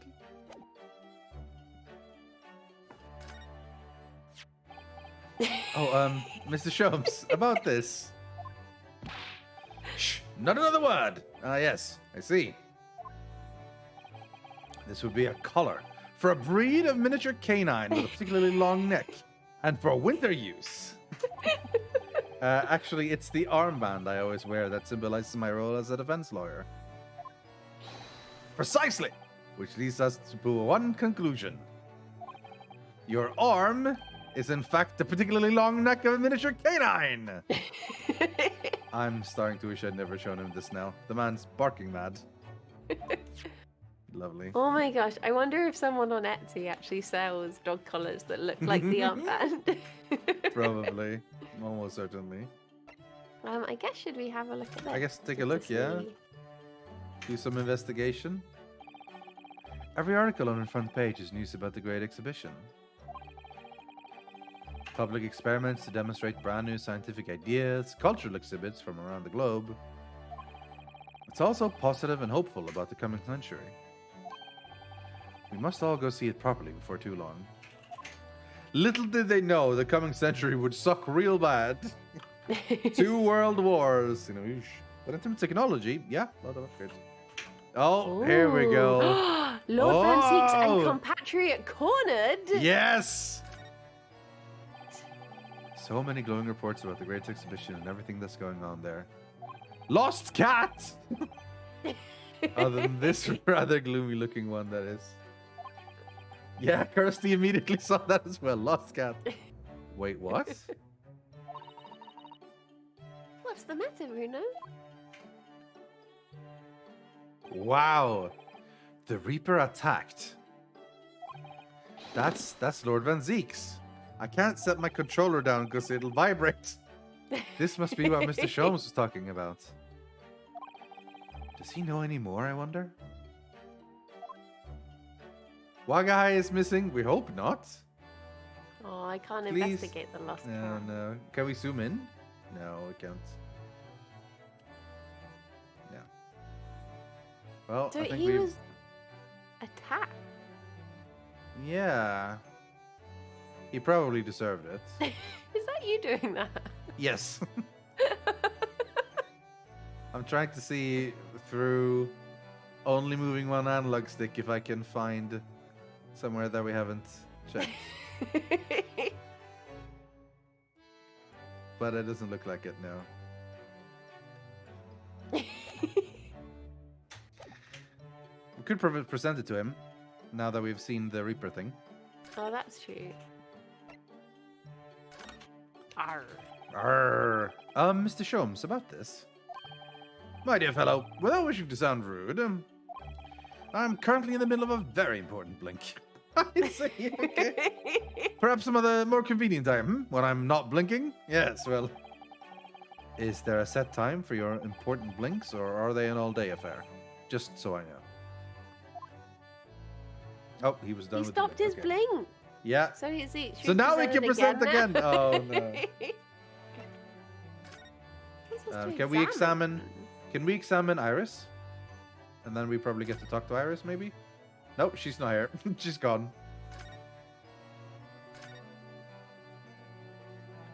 Huh. What is this? Every time I look at that machine, I can't help thinking what a monstrosity it is. What's it called again? The Great Analytoscope. It can analyze absolutely anything, you know. It does seem incredible. At the same time, incredibly useless. That's what my CV says. Looks incredible, but is incredibly useless. Ah, but it looks impressive, doesn't it? That makes it very useful. How does that make it useful? Because it means you can pawn it for lots of money. The pawnbrokers always make idle remarks like, "What an incredible looking machine." Ha. So Hurley often takes it to the pawn shop when he's a little short. It sounds like this thing pulls its weight around here more than I realized. By having its weight pulled around. Nice.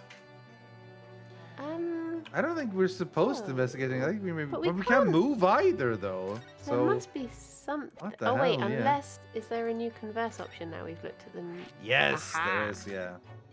It says in the paper that Lord Seeks was attacked. That's terrible.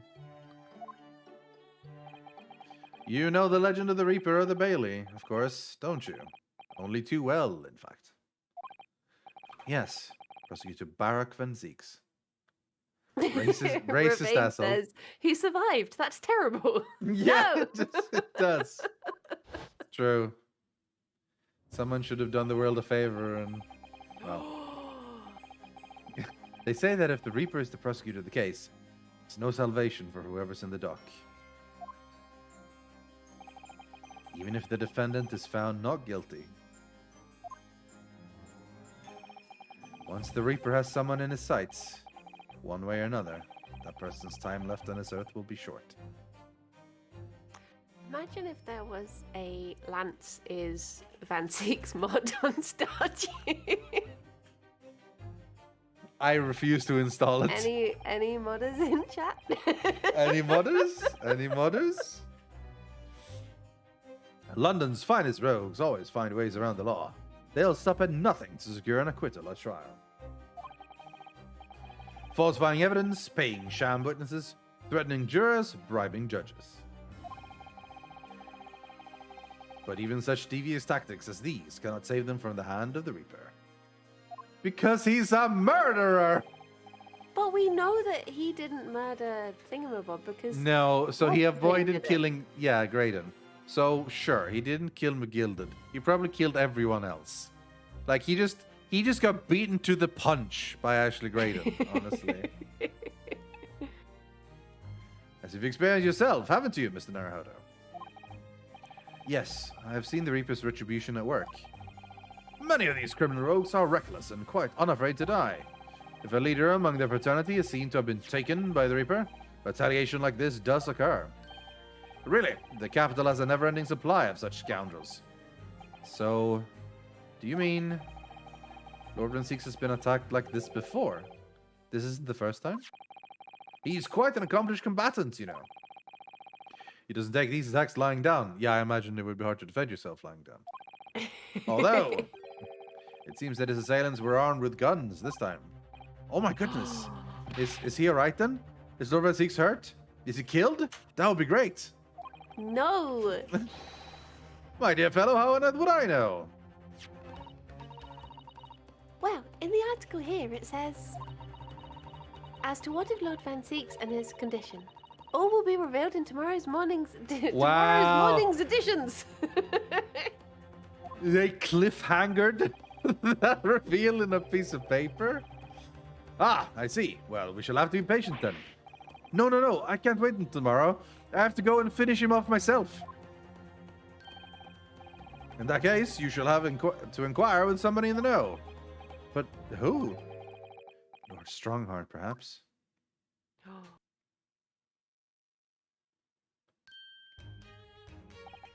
Well, I must be leaving now. Yes, understood. See you later, Mr. Shums. Ha! You really are a shameless liar sometimes, my dear fellow. What? You seek to put me off my guard and follow me, don't you? Well, you would be wasting your time. The thought hadn't crossed my mind, but now I'm wondering where you're going. Well then, see you later indeed. Okay, peace out, bro.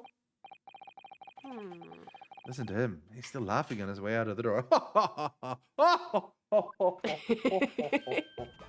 Oh my god! She automatically has a new outfit. Now we match! Oh yeah! I like the big pom-pom. Yeah. It looks like Dead Mouse. Yeah. Yeah. Let's get going. Oh, Iris, what are you wearing? I've got change to go to the Great Exhibition. You're going to take me. What? But I was just about to go to the Supreme Court. Oh, well that sounds fun too. You're going to take me there then. Why does she keep pointing her gun at me? All right, fine. Fine. Just lower the weapon, please. Of course. And after the Supreme Court, then we're going to see the Great Exhibition. Okay. Okay, now we can move. A new location has been added.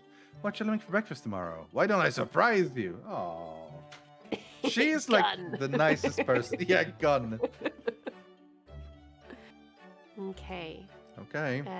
Its grand stone architecture and the echoey tick of the vast cogwheels lends an air of authority. This is Damn. I like this place. Burbs. I like Burbs. 22nd October. British Supreme Court. Lord Chief Justice's office. Do you reckon there's people in these suits? Or are they just We for had this decoration? discussion before. And I think... What did we decide? Oh, I don't know what you decided, but I decided they were just suits of armor. But I also said they may be magically animated suits of armor. I don't know. Bum, bum, bum. It's been about 6 months now since I was last here. Some things never change. The sense of foreboding I always seem to feel in this place. Aww. Aww. Doesn't seem to be bothering Iris at all, though. She's happily reading over there. Did Sapphire have a list of who was voiced? Because I genuinely can't remember who did Strongham. That was Strong. me. I did Strong. Okay. I did Stronghold. Strongham. Yeah. Oh, I love remember this one. most, but I probably have forgotten some. It's just been a while since we saw him. Yeah. I love this place. I always find so many interesting books here. Of course. I was forgetting that you'd been here before. The time we came here 6 months ago. When Susato-san was given the news that she was to return to Japan.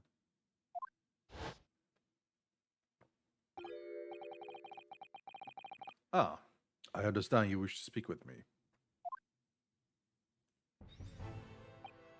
Oh, Lord Strongheart.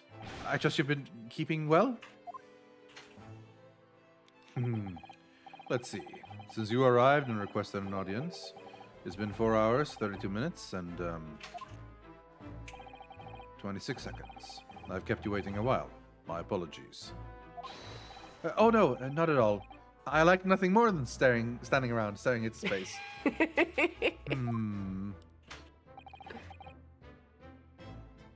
Good to know. Good to know that doesn't appear to bother him at all.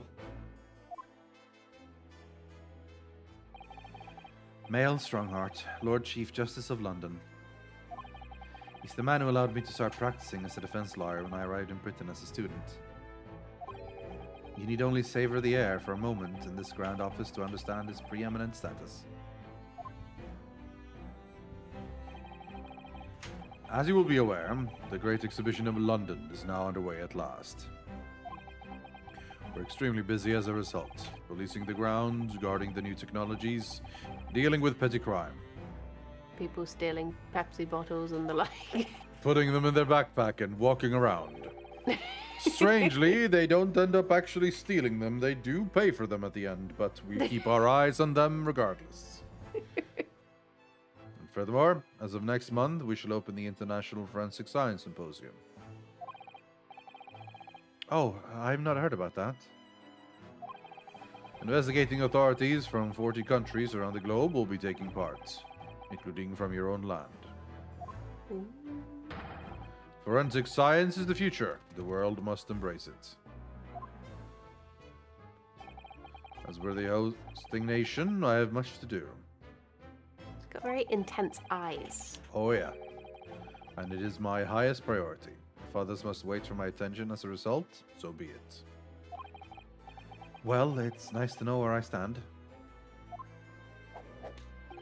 So, you wish to consult with me? Of course, I can very well imagine what this is about. Thank you for agreeing to this meeting, my lord. I want to be allowed to start working as a defense lawyer again in court. That's what brought me here today. But actually, there's something else playing on my mind, as it happens. Bruno, just take a deep breath and come out with it. Okay. How's my boyfriend? His boyfriend, if anyone, was Kazuma, and he's on holiday. Did you see my art? I drew Kazuma on holiday on my birthday. No, I forgot Okay. to look. Okay, I saw you do the tweet with it. Yeah. I'll give you the link if I can find it. Hold on. Don't move the mouse, because I'm using the mouse now. Whee! No, stop it. Windows. Bam, bam. Scroll down my Twitter. Tweeter. There we go. This is the album. I'll post it in chat as well so people can see. So first up is Carbon Boy the video game. Oh wait, let me post it. Yeah. Bop. Yeah, so the first picture on that album is Carbon Boy the video game. There's no exclamation mark. Are you even a real Carbon Boy fan? Listen, there was argument among the higher ups if the exclamation mark was a good idea or not. So some people don't use it. So that's just a dude doing things, I guess. Then one of my favorites, Kirby and the Cake. That's Snorlax 8. Kirby looks sad. I like the chef hat. I think I did a decent job on the chef hat. It's good. Yeah. Then a cyan cat. I don't like the nose. The nose just turned out pretty weird, but otherwise it's a cat. Yeah. But it's the hardest find, but then it sort of blends into the mouth and it looks weird. But yeah. Then we have Jerry and Cias with a Van Seeks toy. Oh, yeah. If you pull the string, he says, "I'm racist." So that's what happens if you pull it. Yeah. So Did you just? Are these a flipped version? Or No, did you no, they're wrong. No, you don't know. Yeah, they're flipped version, and I think one of them is slightly smaller than the other. But yeah, it was hard enough drawing one, and I was so I drew two. They're not. I mean, I know the colors aren't great. My colors are gonna be bad, but yeah. Next is Sapphire's Bird Heimdall, but I messed up the colors in that one as well. But at You least put the Heimdall. tiny helmet on top. It's like Yeah. a Lego helmet. Yeah, a tiny helmet and a tiny sword. So, because that's how they have. Yeah, well armed. And here's Kazuma-san on holiday. Oh. Like he's just chilling, having a good time on the beach. His katana like deep into the sand. Is His it easy? headband flapping in the wind. Always, even if there's no wind. Yeah. And then next is Kirsty Cat. Kirsty the cat. Little Cato. Yeah, because her Final Fantasy character is Little Doggo. So she also won the 2022 Best Decorator. I hope you've seen the cafe she's built, right? I've seen the pictures on Twitter. Oh, we need to give you a tour at some point. Just like on Discord as share stream. Or you could resubscribe and go look for yourself, maybe. But either way. They were trying to lure me in the other day with this bunny staff thing. Yeah, I saw that. Then there's my old Minecraft character. Someone said maybe use that as a new TTT model. As you can see, I'm not great at drawing humans. It looks very weird. The proportions are all over the place. But anyway. I like it. Thank you. Then I drew a snowdrop, a winter flower, a spring flower, in the middle of the snow, and then turtle cube, who's turtle, who's carrying a very small Rubik's cube with only 4 squares on them on each side. Yeah, and then finally a tropical postcard that says "Wish you were here." Now the hand and the nails make no sense because there's like a thumb out of nowhere. That thumb should really be more visible. It's just gone. But beyond that, it's nice. It's drinking Pepsi or something out of. Is this from Kazuma's point of view? Yes, that's what I was thinking. Okay. But yeah, he has red nails for some reason, and that's it. That's what I drew. Yeah. Doesn't have to worry about like the court regulations. That's true. He can go crazy. Yeah. Right. So that was my art that I did, and yeah, one of them was the bunnies. I like it. Yeah. It was fun. It was a fun stream. It's fun to do random drawings. Drawings are lovely. Thank you. I don't think they're very good, but they were fun to draw, and that's honestly more important than them being very good, I think. So, sorry. I like them. You've got different use of different tools. Mm-hmm. Using oil paint, watercolor paint, airbrush, marker, normal pencil thing. I like that you've put your age on some of them. Yeah, I used to do that because that's what kids do when they draw something. It's like, Bobby, age 7, when they draw like something. And I'm like, brilliant, age 38, you know? Yeah. I actually came here today to ask her permission. Go on. To marry Lord Fancy. Oh my god, no! Ryunosuke deserves better. 6 months ago, my right to work in court as a lawyer was revoked. I was told to spend my time studying. Obviously, I'm very sorry for what happened. But the thing is,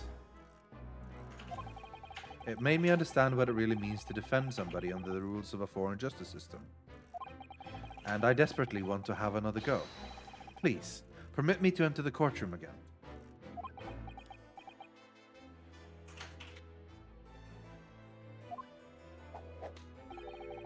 Mr. Naruhodo. Yes? Here it comes. I'm sure you haven't forgotten your position here, have you? At best, you are a substitute for your compatriot. This was never your intended role. Well, that's true. The Japanese government actually sent my best friend on this study tour, not me. It should have been Kazuma. He was so determined to bring change to our own justice system at home. That was his calling. It says holiday. That's what it says. Holiday. I'm going on holiday. Yes. If that tragic accident hadn't happened when he stubbed his toe. Yeah, he never would have had the compensation for the holiday that it paid for. Yeah, exactly. I wouldn't be here in this office now.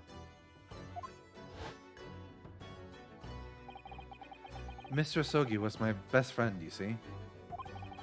That's why I can't leave it unfinished. I have to fulfill its calling for him. His calling, you say? Has it never occurred to you that perhaps you know nothing of his true calling? Sorry? The mission with which that young law student was charged, what do you suppose it really was? What do you mean? Mission? He's not making any sense.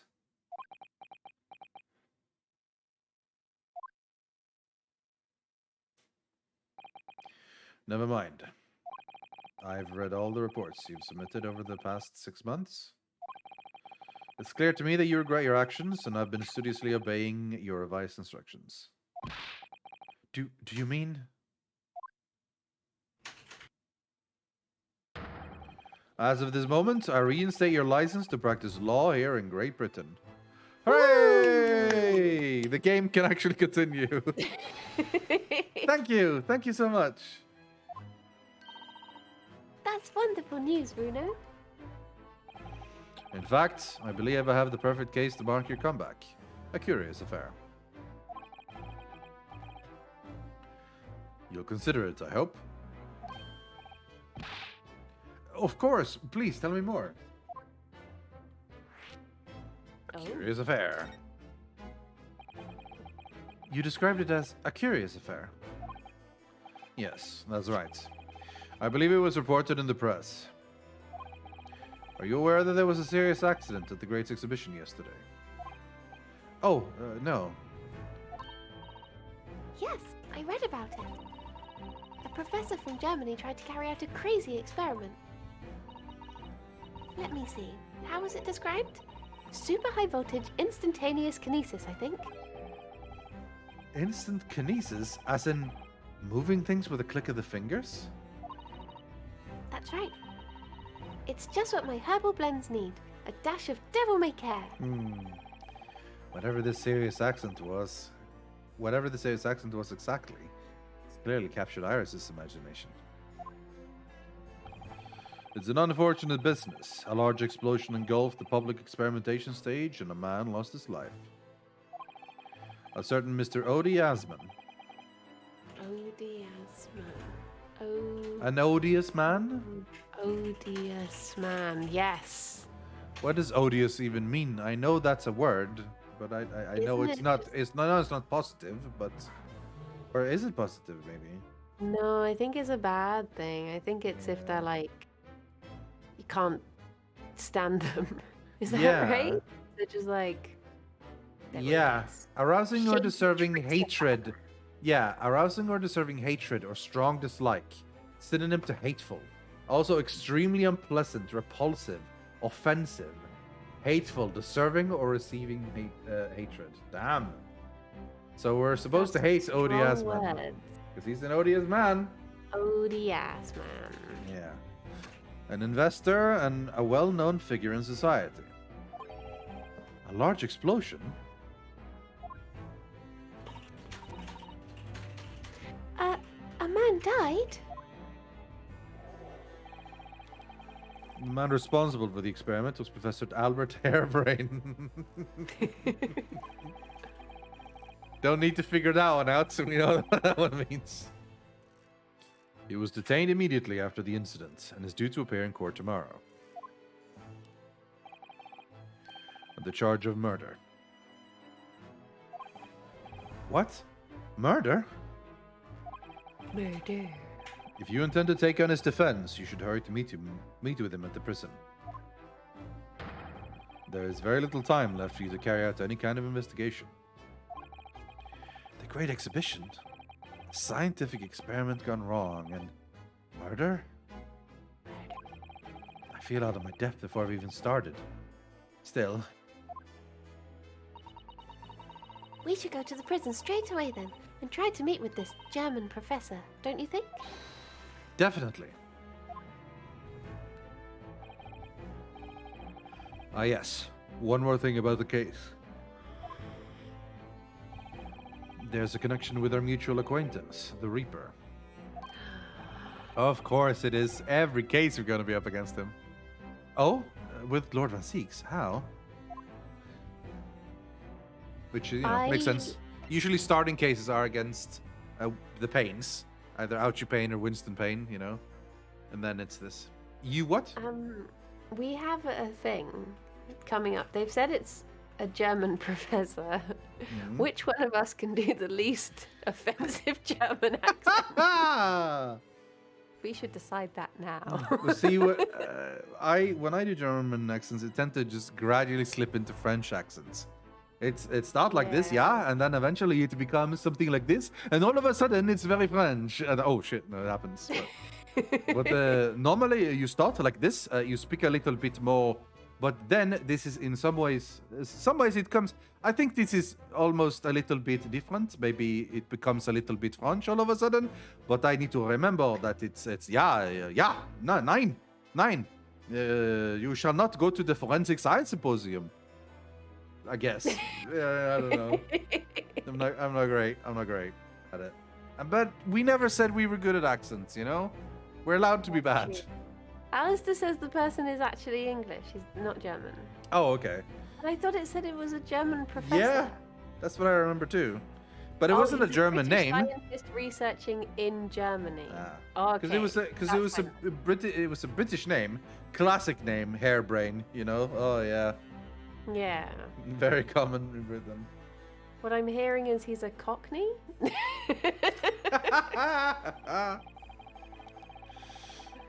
All sorts of conferences have been taking place around the world to coincide with the Great Exhibition.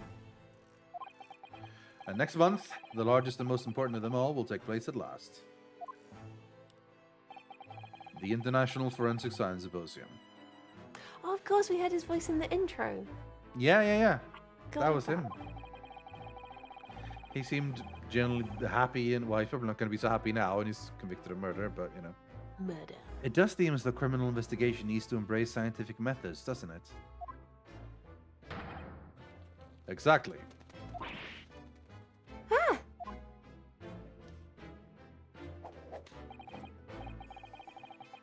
London, the global epicenter of culture, science, and wealth, now has a population exceeding 6 million. Sadly, crime in the capital is growing at a similarly startling rate. So it's imperative that we use the latest scientific methods to investigate and resolve cases as efficiently as possible. Which is what is known as forensic science, isn't it? Exactly. The future of policing. How many birds are in there? I like to think of them when they fly away. They just just readily do a big circle loop. around and go a loop and sit down again. Yeah. So it's the very same birds. Ah! Regrettably, however, Britain is currently dragging its feet when it comes to the adoption of forensic methods. Oh dear. That's alarming. Exactly. It's extremely alarming. The birds again. Ah! Another again.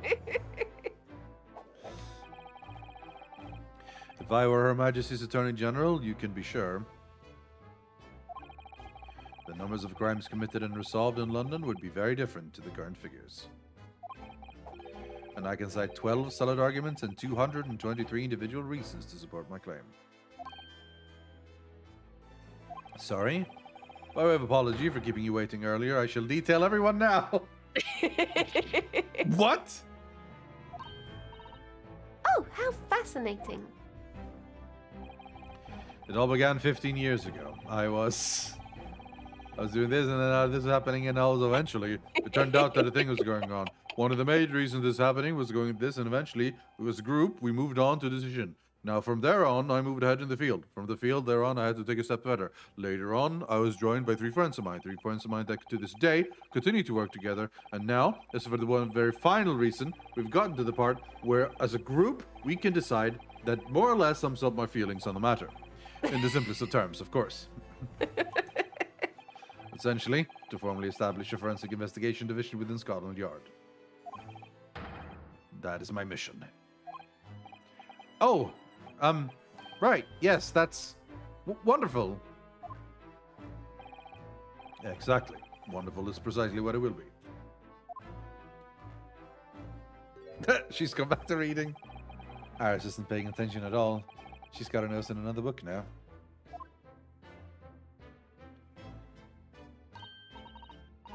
Oh, is it over? Did you learn anything useful? I actually drifted off for the most part. He's surprisingly ardent about forensic science. Okay. Okay, so I guess are we... I think we went to the prison, right? Yeah. Where Professor Harebrain is being held. So, who's gonna do the voice then? Do you want to do it for once? You could be the victim? Oh, yeah! Though you've been Gina in the past, I guess, but yeah. But that was a while ago. Yeah. So, you know, you could be Cockney if you want, or you could be something else. I know that's your go-to, which would be problematic if Gregson shows up, to be honest. Gregson and 7 policemen.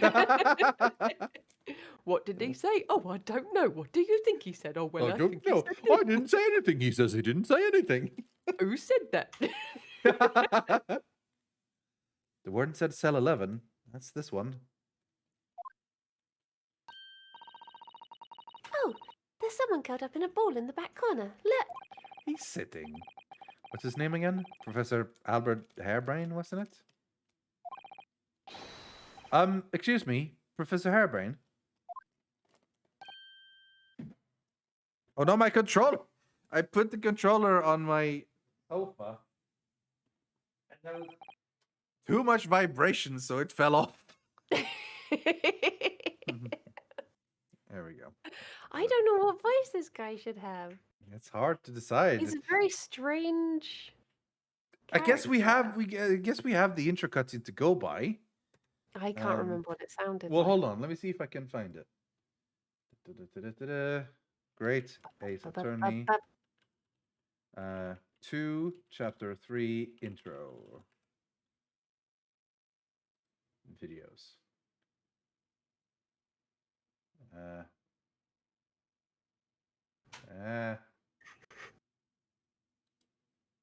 Alistair, are you suggesting he sounds like a nerdy weirdo, or are you just calling me a nerdy weirdo?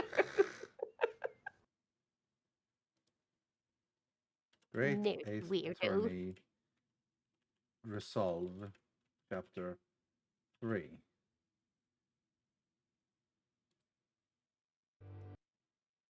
Okay, we're gonna find it. Here we go.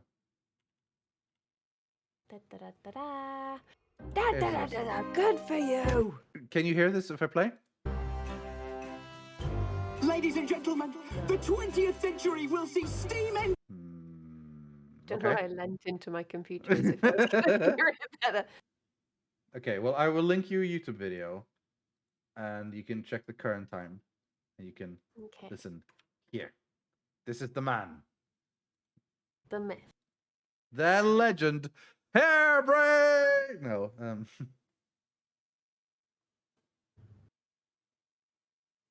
Okay.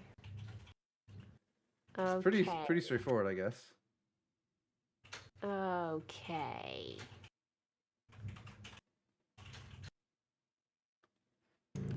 Who are you? I like it. A lawyer? I've just gone into wowzers. Was it something I said? A lawyer, you say? Well, would you be here about the experiment?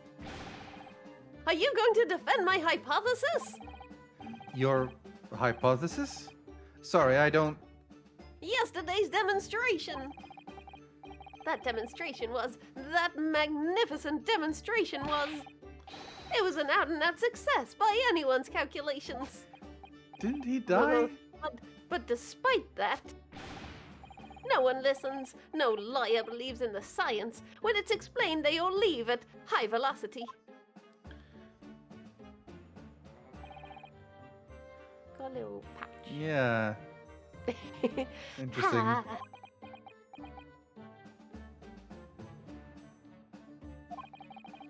Now's probably not a good time to mention that your zeal made my concentration leave for a while too.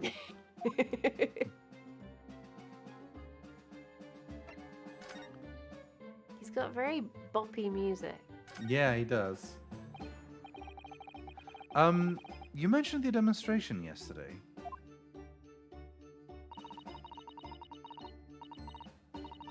The papers have called it a spectacular failure. After all, a man died in the explosion, didn't he? Ah! Yes, you could interpret the results that way if you really wanted to. Well, I suppose in the strictest sense. The experiment was a failure, but at the same time it was a great success. You've lost me. I saw it with my own eyes, right there in front of me. Mr. Assman was spontaneously disassembled. I don't know if we should call him Mr. Assman. Mr. Assman!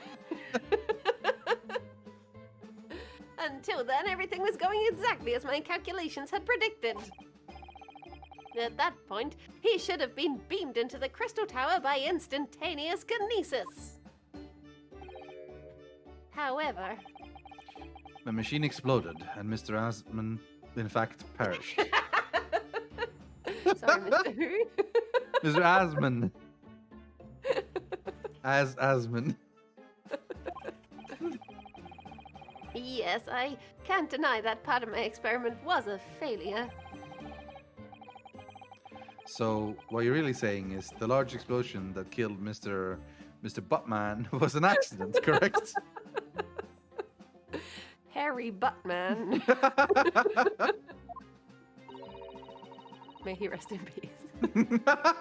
Yeah, we shouldn't speak ill of the dead. But the Bigwigs had you arrested on suspicion of murder. Bigwigs. I was responsible for a man's death. That is the immutable truth here. And for that I wish to be punished. At once! Oh, that's not good. Murder! Never in a million years! It was an accident! Simply an accident! I see. Ali and I were talking this morning, you know. He said the situation would change completely depending on whether it was treated as an accident or murder. How exactly? I feel as a lawyer you should know the difference. Yeah, I think so too. Well, if it really was an accident, then the professor's machine would be kept in protective custody. On what grounds? Ah, yes, it's newly established here in Britain, the Special Dispensation for Scientific Equipment Act.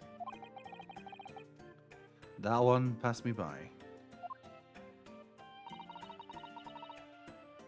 But if the case is treated as murder, then they'll say my machine was the murder weapon, and they'll be able to pore over it as much as they like. If they examine it in detail, they'll find out how it's made, and then they'll be able to copy my idea. My precious hypothesis will be stolen. Then they can murder as many people as they Yeah, like too. it's crazy. It's an endless cycle of endless murder with machine. The machine must be protected from that at all costs. That's why it's imperative this whole incident is shown to have been an accident in tomorrow's trial. Ah, I see now. Nothing to do with the guilt of having maybe No, he killed just, someone.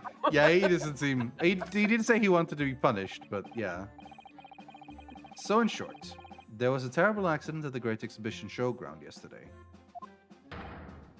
Yes, or rather no, the devil is in the detail. Strictly speaking, there was a terrible explosion. Sounds the same to me.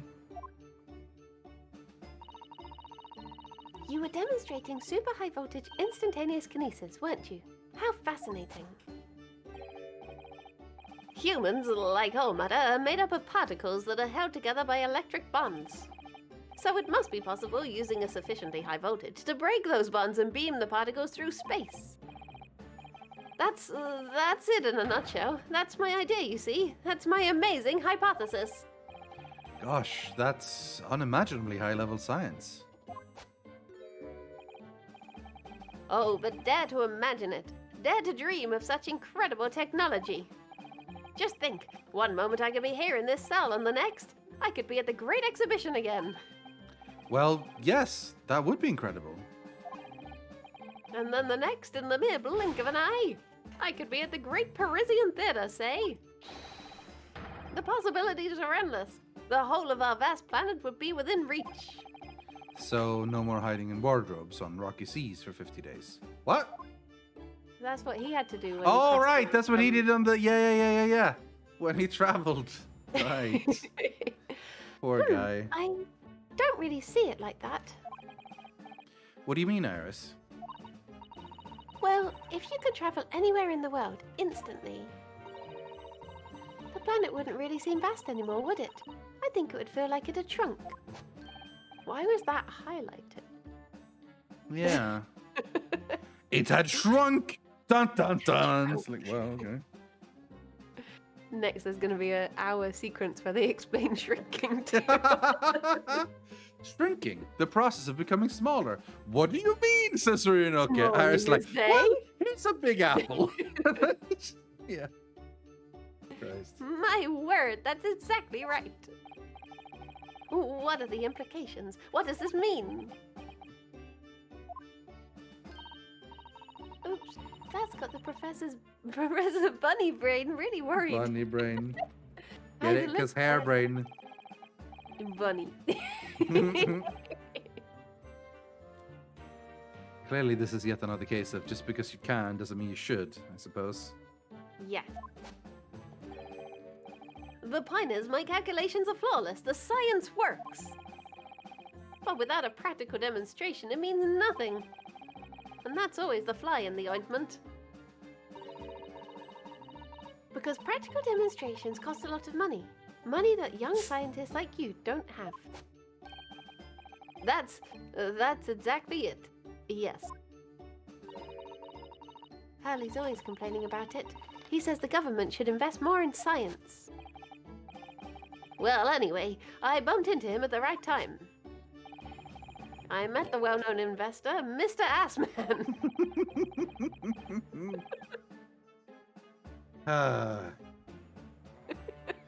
It's supposed to be Odious Man. His name would be Asman, I guess, not Ass Man.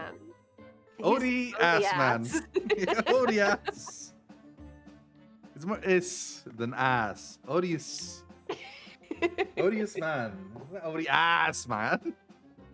Cosmo Kramer, proctologist. I'm the Ass Man. Yeah. The victim who died in yesterday's terrible accident, you mean? The victim.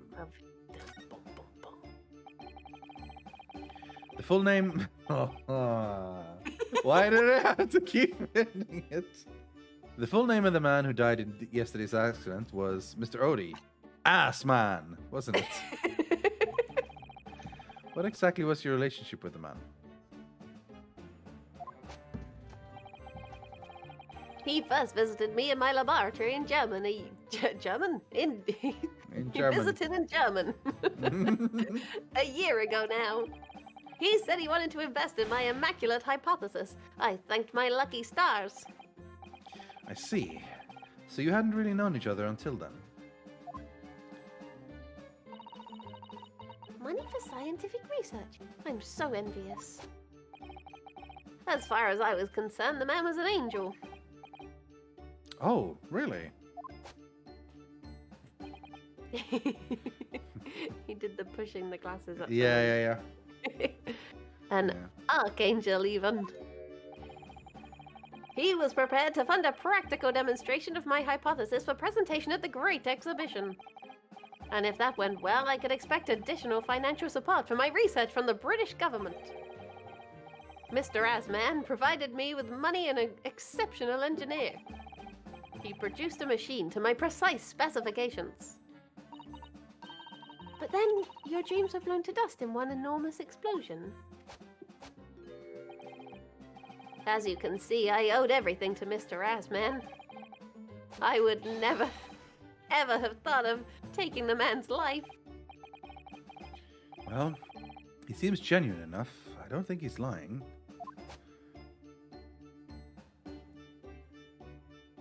Okay.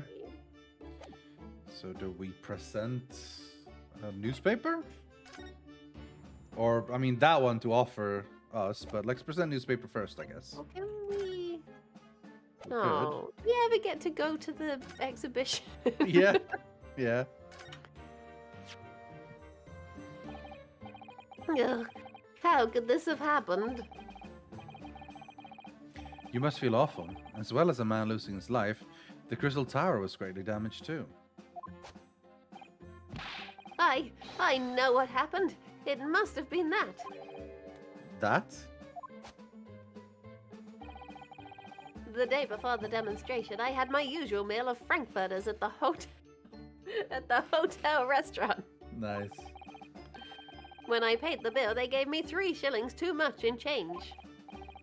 But instead of saying anything, I just slipped the coins into my pockets. They're still there now. Oh, he believes in karma.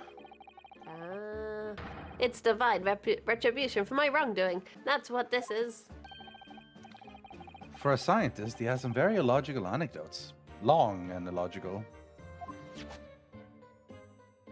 Alright, well, let's present the armband, I guess.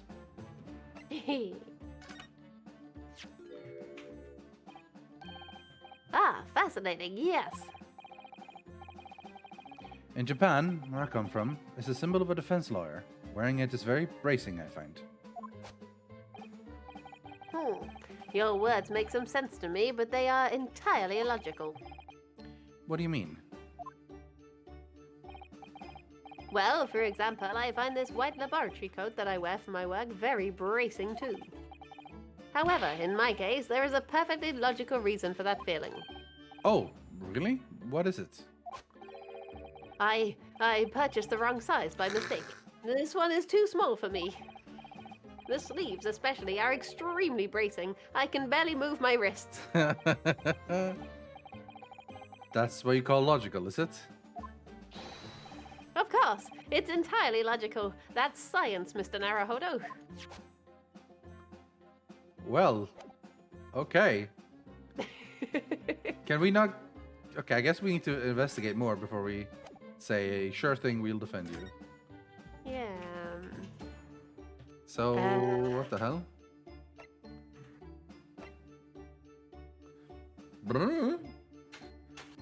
I guess we go home first and then go to our floor, I suppose.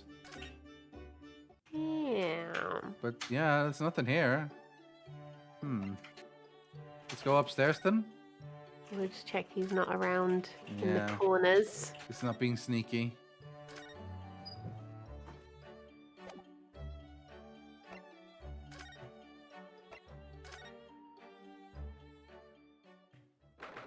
Aha. All right, I was up here. 22nd October, Naruhodo's legal consultancy. What to do? What to do? What to do, Iris? What to do? I'm so excited about the prospect of Naruhodo's anything consultancy opening for business again. That's not what it's called. It's Naruhodo's legal consultancy. I've done a lot of studying in these past 6 months, reading law texts and judicial precedents. I'm sure I'm a better lawyer now. I can't wait to start practicing again. Nothing's changed in here at all, though, has it? It's as though time has stood still in here since Susie went back to Japan. Don't bring that up, or Inosuke's still feeling bad about it. One of the eyes has been coloured in. Oh, wasn't that the case before?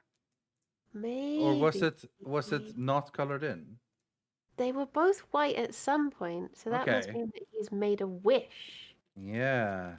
Probably that Susie comes back. Yeah. I wanted to keep it ready for Mrs. Sato, in case she was able to return to Britain at any point. So I've just left everything the way it was. Oh, I see. Right. And that was me thinking it's because of the way you are, Bruno. You know, never bothering to tidy up, I mean. I feel very attacked right now. Iris. This isn't the time or the place to bring up my tidiness. Or lack of it. That didn't tell us what to Okay, that do. didn't tell us anything. Are we examining stuff? I don't Don't feel think like so. What have we anything. missed? There was no more dialogue. We couldn't present anything. We can, I guess, present just people, maybe? Oh, yes.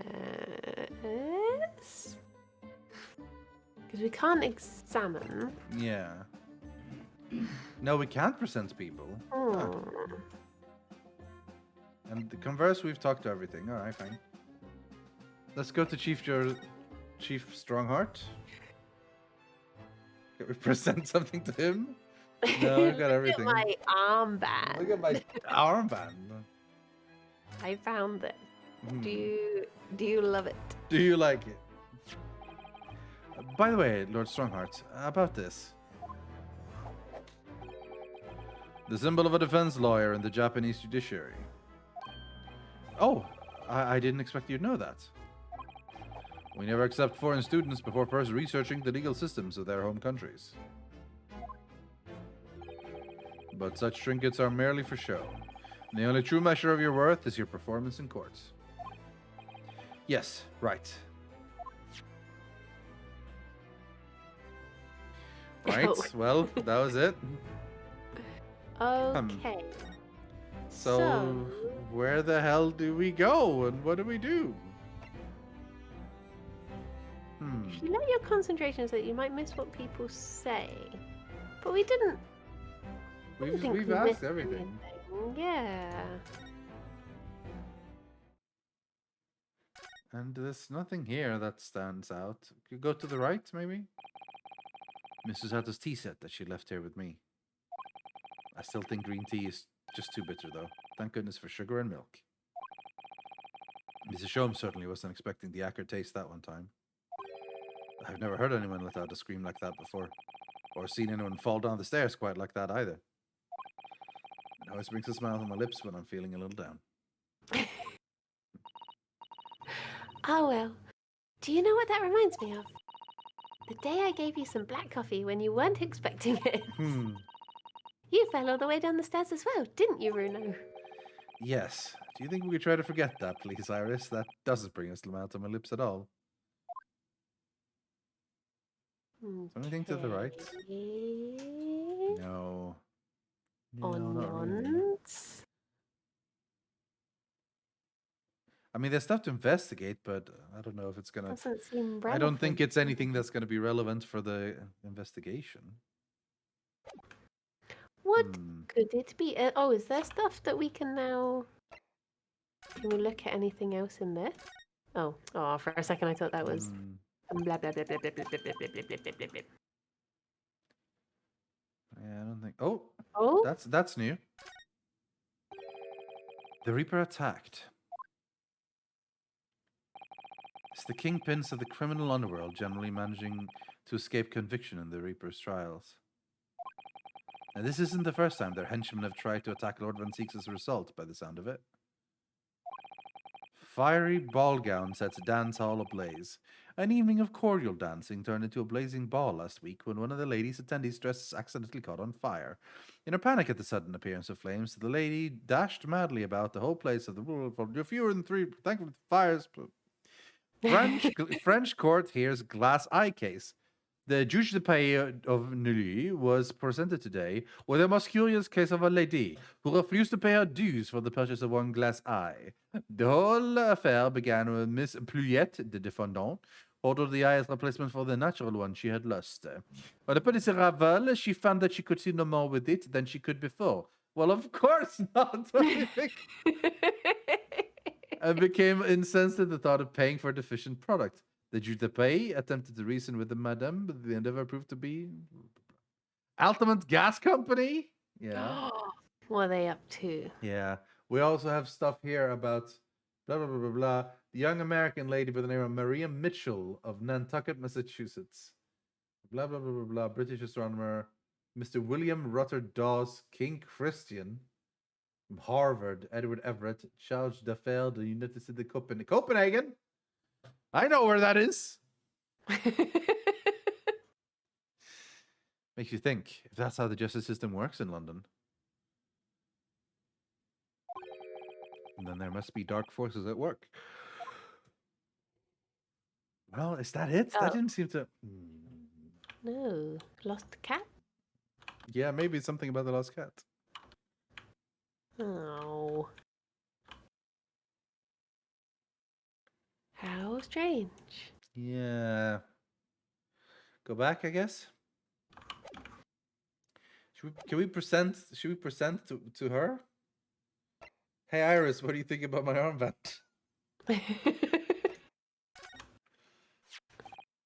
Iris, have a quick look at this. Your liar's armband? How many times have you shown me that, Bruno? Oh, sorry. It's very important to me, that's all. I don't feel complete somehow if I'm not wearing it. Well, personally, I think you should try wrapping some different things around your arm from time to time. Oh, really? Like what? Perhaps a pretzel?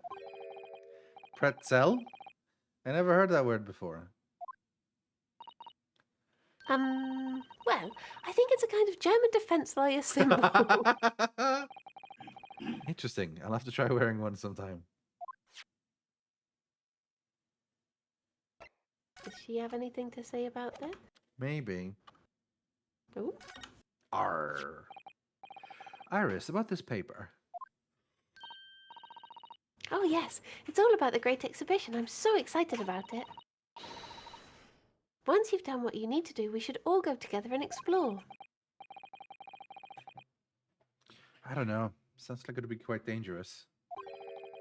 We wouldn't want to get caught in an explosion as we were walking around in the showground. Oh, is that what you think's going to happen, is it? That Okay. didn't do anything either. I mean, is there anything to examine here? I don't feel like there should be anything in our office. Like this stuff, but I don't know how that stuff would matter for the current case.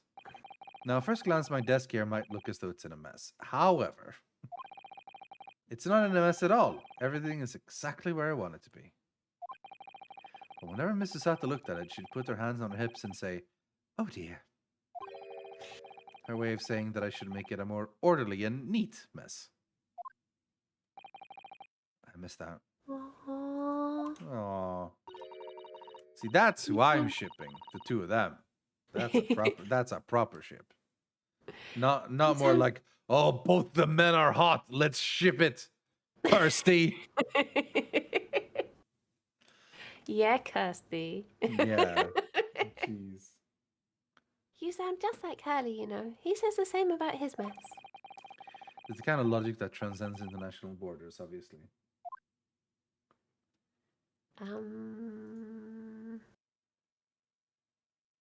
What's all that? I don't know. I just don't know. You could probably examine a lot of things here, but I don't see how that would lead anywhere, you know? I never did see what Mrs. Sato's room looks like. Where's Naruto sleeping? Is there a bed behind us, perhaps? Oh. I could go in now, of course, but I don't dare. They say young maiden's private chamber is a place of bittersweet secrets. It's true. I'll throw from the laughter I used to hear when you visit. I imagine it's mainly sweet.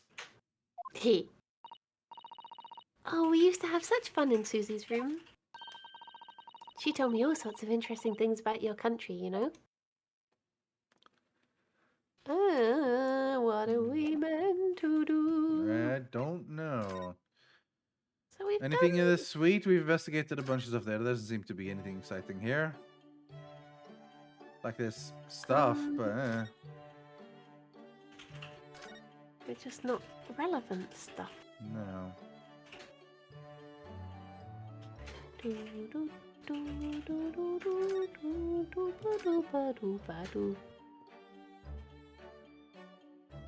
Oh. So if it's not here, so then, but it's not. It probably isn't in Lord Strongheart's place either. But we couldn't. And I feel like there's nothing more we could do in the prison. Because we can't investigate. We've conversed everything we can. I don't know, man. And we presented both our things. Yeah. Very strange. Did you present the newspaper to Lord Justice? I think we did, yeah. Do it again just in case. Yeah. Oh yeah, because we showed him the armband, didn't we? Yeah. Oh, that reminds me. Have you seen this? The reports of the overwhelming success of the Great Exhibition, of course. No, not that. The story on the back page. What story? Missing cat. Yes, the lost cat, I say. Oh, it is about King Christian VIII of Denmark. He issued a proclamation announcing the results of the careful consideration of who the rightful winner of the prize his father, Frederick VI, offered to the first man to discover a new comet with the aid of a telescope. Nice. Oh. That's cool. The Reaper attacked. That's London's top prosecutor. Damn. You enjoyed some victories in court against my #1 prosecutor, have you not? Poor Mr. Reaper. What happened to him? He wasn't killed, was he? There's no need for concern. Lord Van Zieks would not be so easily dispatched, I assure you. Can you tell us what happened? I'd really love to know. Very well. If it interests you. It does, strangely. I guess we didn't do that. I guess no, yeah, this is brand new. Fortunately, Lord Van Zieks emerged from the attack unscathed. Street ruffians are no match for that man. He's a very capable fighter. And a vampire. Yes. So, you know, he heals immediately as soon as he drinks the blood of his enemies. Or those of innocents, as of course he is a violent, evil man. But that's incredible. They were armed with guns. Ah, yes, but bullets can't hurt a vampire. Why was he attacked, though? Do we know?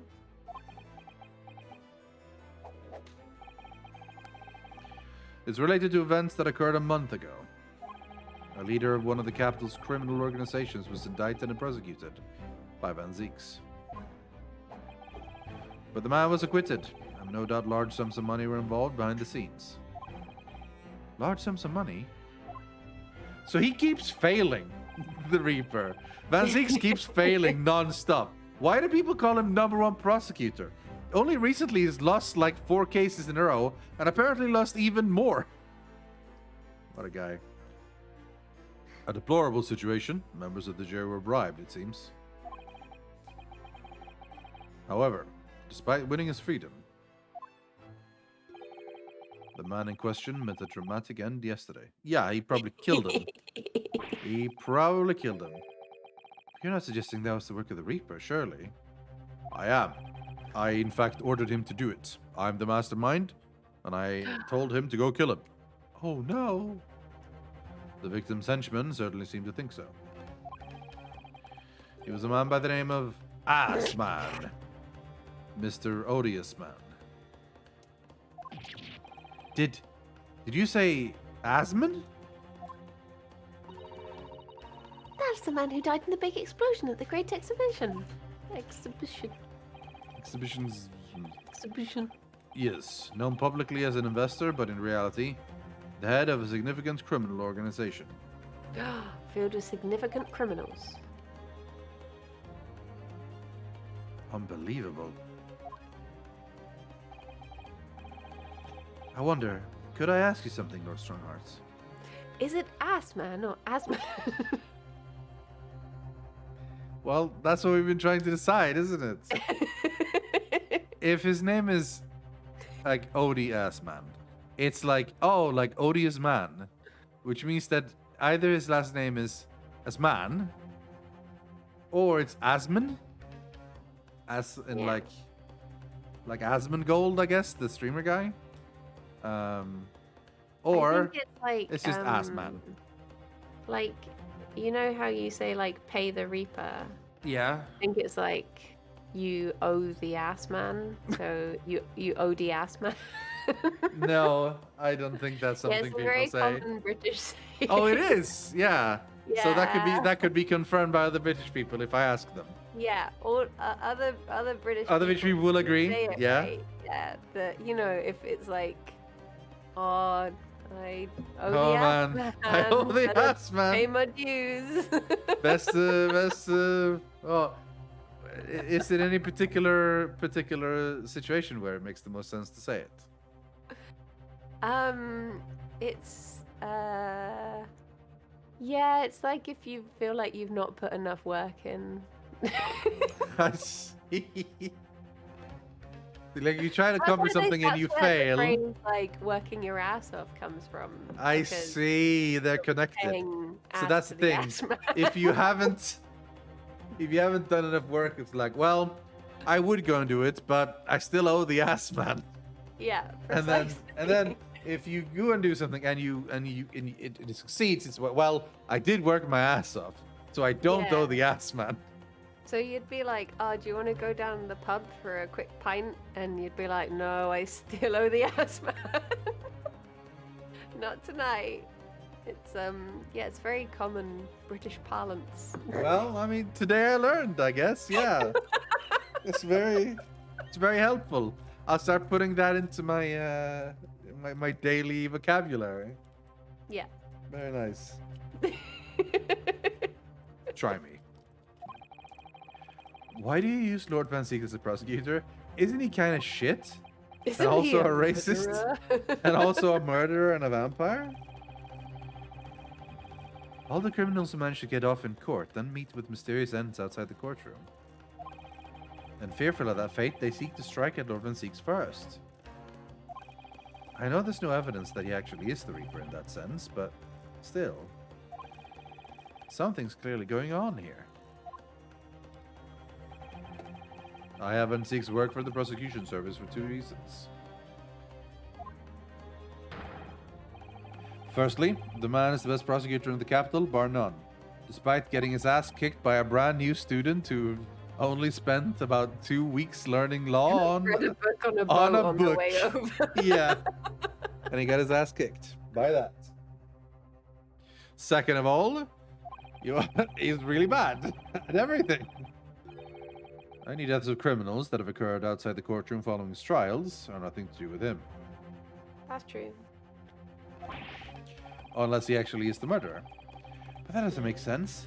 How can you explain the way so many have died if not by someone's hand? Van Seeks may have earned himself the moniker of the Reaper, but he is no killer. Right. So he will continue to prosecute on behalf of the Crown. Unless he wishes otherwise, of course. What if this guy's the real killer and that's how he knows? So he decides, aha, here's a criminal I want for sure to go away. I'm going to have Van Seeks go against him in law. And if that fails, I'll go kill him. Yeah. Well, that's a plausible idea. As soon as I saw him, I thought, this guy's the ultimate villain. So we'll see, I guess. He just has that look about him, you know, the ultimate villain. He also looks like a pigeon stepped on his face. Got like a little foot. Okay, yeah, but look below his eyes, though. So those lines match up with these lines match up with each other up here. So it's more like a cross and a line at here. Oh yeah. Well, I must be leaving for my next engagement. I'm already 11 hours and 16 minutes late. That is very late. My colleagues may be starting to fidget.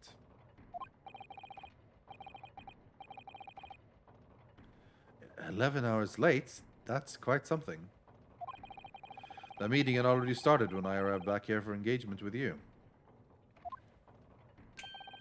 So lateness was inevitable. Time stops for no man. I'm sure it's tough for me during those 12 solid arguments and 223 reasons. Oh yeah, that's true. And also when we left to go to interview the person in prison. Just randomly. And then mess around going back and forth from prison to house to prison to house to up the house, reminisce, think about Susato. This little glove gap makes me uncomfortable.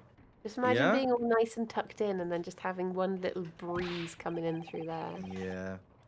Oh yes, where would I find Lord Van Seeks now?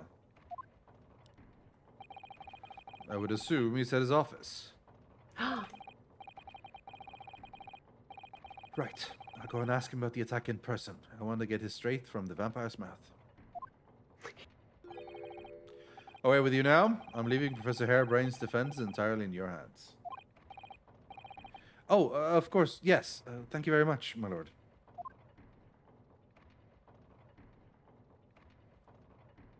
All right. Hey. Now we can... Oh, I see. Prosecutor's office. You haven't been to this place yet. Don't forget to take me with you when you go. Don't leave me behind. 22nd October, prosecutor's office. Got a little model of a policeman. Yeah. Oh, so this is the legendary Reaper's office. Yes, it appears so. It sends a chill down your spine, doesn't it? What an amazingly deathly atmosphere. Why are we going here? The man hates us. The man he's gonna be like, I see the Nippon riffraff have entered my room. Go back to your own country, swine immigrant. It's like, why are we here? Why do we give a shit? We should be like, I wish he died. We should have been like, man, we should go up to him and say, hey, Van Six, bitch, I wish they'd killed you. And then we should leave. That's what we should do, honestly. Racist asshole. It's the worst. Were you attacked by Tug-On? Tug on bees. Yeah, basically. Oh, is that? Oh. That hooded figure was so still I hadn't noticed his or her presence. I wonder who it is. What are you doing here? Ah! No. Oh, wait, that wasn't the hooded figure talking? No. It was him. He's as unwelcomest as I thought he'd be. I'm just gonna get in my sick burn and peace out. Actually, maybe even more so. Oh, I don't give a shit that you're well. He must be very tall. Yeah. There's nary a gap between his hair and the screen. Either that or he's standing really close to us. Just like really, really close. It's like, hello, I'm right here. How are you doing? Yeah. I am. Dot, Do you dot, think dot, that dot. Lord Strongholm is his daddy because they have the same face mark? Strongheart doesn't seem that much older though. But then again, this is true. Japanese anime style, so it's hard to tell. So, who's the person over by the wall being punished for something or other? No punishment is taking place here. Does he have a painting of himself in the middle? Or who is that? I hope so. Christ. Oh.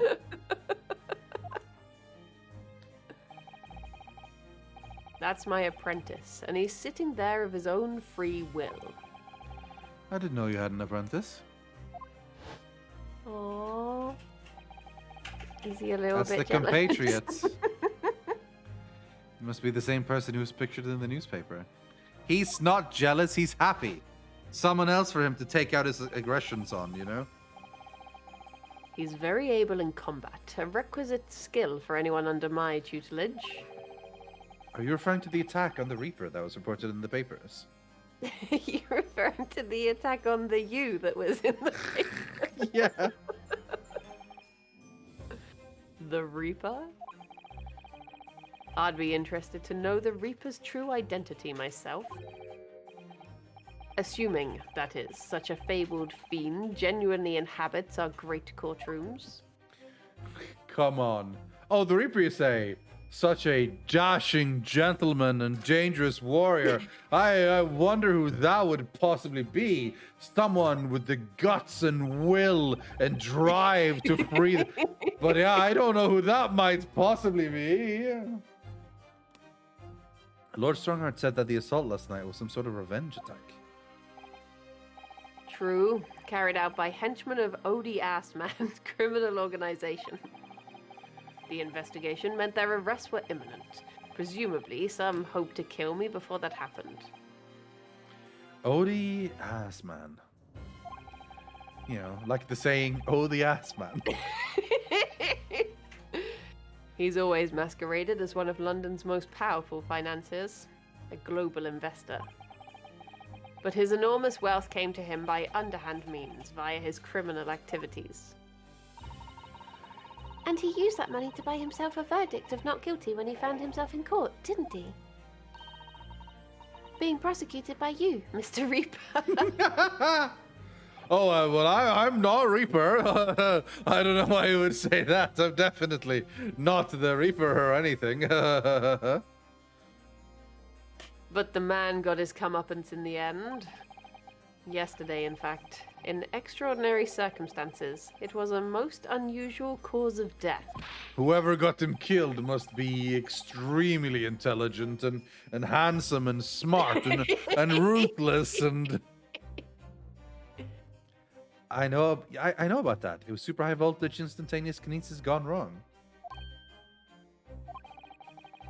Mr. Asman died when the demonstration on the public experimentation stage ended in an enormous explosion. Correct. And you think I have some kind of divine ability to cause an accident like that to happen, do you? Not divine. I just think you're a murderer. Well, no. That does seem a little far-fetched.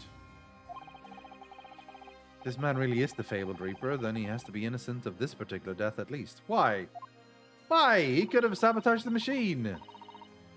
It's strange how this has worked out, isn't it, Bruno? I mean, what with you taking on the Professor's defense for the trial tomorrow? What? You're going to be defending him? Oh yes, that's right. Though I barely know the man's name yet, to be honest. Albert. Albert Harebrain. That's right. Do you know him by any chance? I am him. Dun dun dun. Dun dun dun. He is also my apprentice. I turned him to the vampire side not long ago. Of course. He's a contemporary of mine. We were at university together. You're... What? Oh. Chat is saying it's crazy that he's 6'4", and I'm like, I mean, I'm like 6'2" and a half. Yeah, but I'm like 6'2" and a half. He's not that much taller than me. I mean, he is, but you know, not that crazy. You're tall too. You're like 7'8", right? Me? Yeah. Sat down, maybe. Yeah.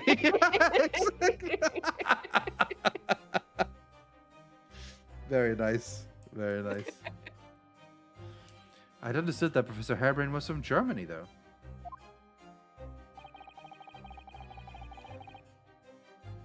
Harebrain's from a respectable British family. After graduating from the University of London, he moved to Germany to carry out research. That's all. So you were students together. That's all. We definitely didn't plan murders together. Nope. German, Dad. No, just British. Yes. British born and bred. Yes, absolutely. Definitely not immigrants by any means. Not Nipponese like you Nipponese. Christ. So you were students together? I was in the Faculty of Law, of course, and he in Science, so our paths rarely crossed. I don't like this. Poking up at the bottom of the screen. The pommel of his sword? Yeah. I don't think Smithy is 6'9", not at all, no. He is tall, but I don't think he's that tall. He's the tallest of all the Uggs, I think. He's taller than me and Bree. He's probably 6'4", 6'5", maybe, but I don't know if he's much taller than that. I met the man, and he's not that much taller than me, so. But I don't know. I haven't measured him, so. I once hugged him, and then found out later that he hates hugs. I felt really bad. Oh, I no. had a classic sitcom flashback moment to hugging him, and I was like, oh no. He hates hugs? Damn. Hates me now. Well, you can't make everyone like you, I guess. I can and I will. Yeah. But curiously, we got along. Though I've not met him since my university days. I certainly didn't expect our next encounter to take this form. And with you, of all people, representing him. Only if I make it out of this office alive. He's probably gonna murder me. He's actually been charged with murder, it seems. Yes, I know. Because the prosecution will be handled by me. Of course. By you? But you made it sound as you and the professor had been friends. We are friends, it's true. Then why would you do this? Well, my evil vampire sire, Lord Strongheart, has told me to, and I must do what he says. If the Reaper is the prosecutor, there's nothing anyone can do to save him. He's doomed. That's not true, though, because Soseki-san is fine, and he's been prosecuted against twice now. That's true. So he's totally fine. So this whole Reaper bullshit is well, bullshit. So, what's Lord Van Seek's thinking?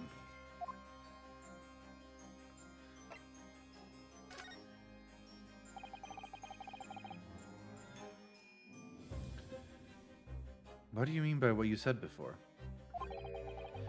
If you'd like to know the Reaper's true identity, does that mean... I'm a crown prosecutor and a mortal like any other. I am no demigod. But a vampire, though. But they've all died, haven't they? The people you've prosecuted, I mean. Well, I mean, no, again, Soseki is fine. Jeez. I want to start answering questions like that. If someone says, do you know the identity of the Reaper? Just responding, I am no demigod. That's not really what I asked. But, yeah.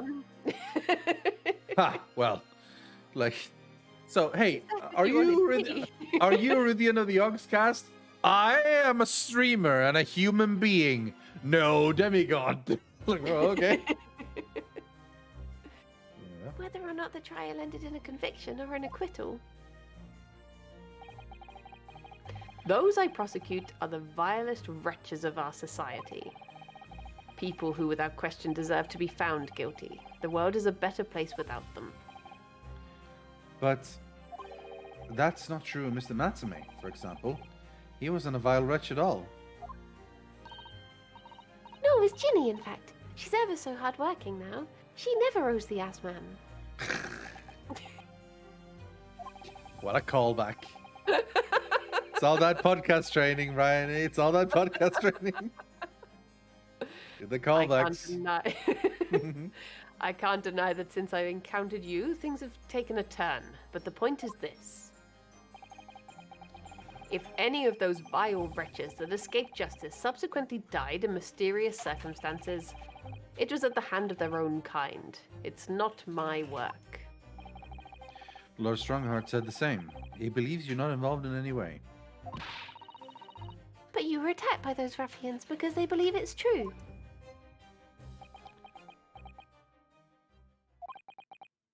The fact is, since people started to call me the Reaper of the Baby, the number of serious crimes in the capital has dropped substantially.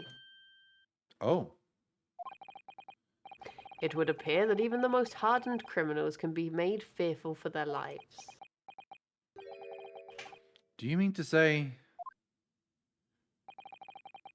I mean to say that if my pseudonym serves a useful purpose, I adopt it gladly and with honor. But it's putting you in danger. You could be killed. Someone just either ripped the loudest fart I've ever heard or started drilling something in the room.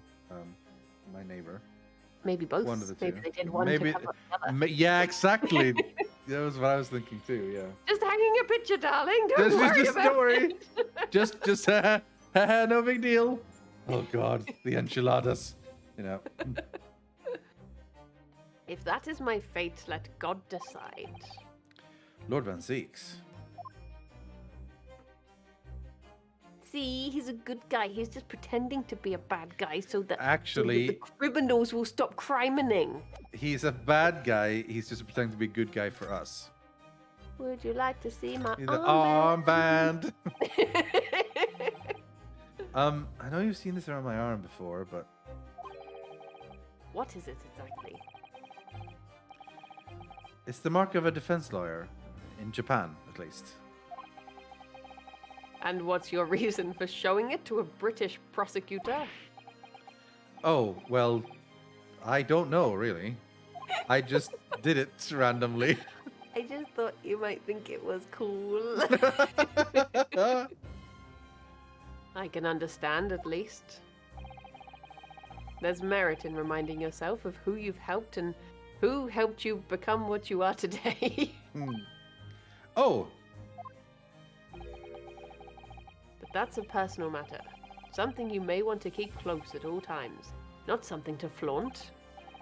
No, I suppose not. Thank you for understanding, though. Inspirational roots achievement Ooh, unlocked. Yeah. Let's see what that And says. he's holding his wee badge. Yeah. Wait. Check the Chivo. For presenting the armband to Lord Van Seeks in episode 3 of The Great Days Attorney to Resolve. Okay, so that didn't tell us anything. That just told us exactly what we did, yeah. That told us what we did. Yeah. Should we show him the newspaper? Just for Yes. giggles? Lord Van Seeks. About the article in this paper. Just call him Barock. Barak. Thank you, Brow. I feel for like you can't subscribing. until he says, call me Barak. Ah, I see. I just don't like calling him Lord. Van Seeks will be fine, but Lord? We don't give criminals this level of respect. So. Ah, yes. It seems there was a reporter nearby when that little skirmish took place. I had no idea I'd been photographed. It was careless of me. I mean, this isn't how people just stand. Yeah, we just normally stood like that randomly when the photograph was taken, yes. We didn't pose or anything. It looks as though it was taken after the people who attacked you had run away, though. Rest assured, the police have already apprehended every last one of them. But there's someone else fighting alongside you, it seems. And I think it's the same man who's sitting over there as we speak, isn't it? As I mentioned already, he's my apprentice.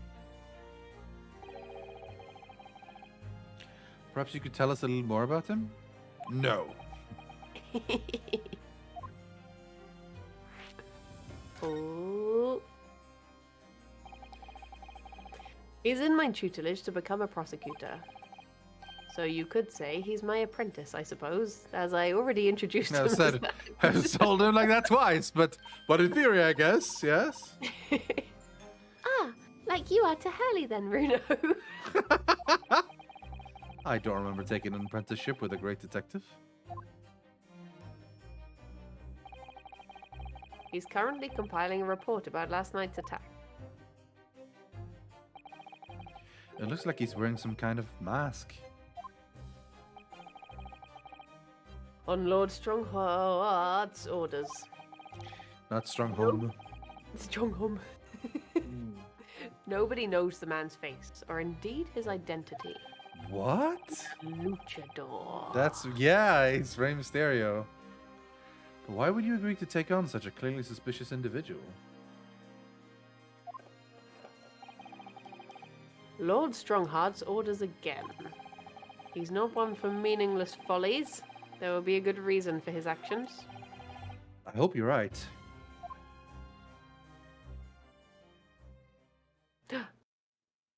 Oh.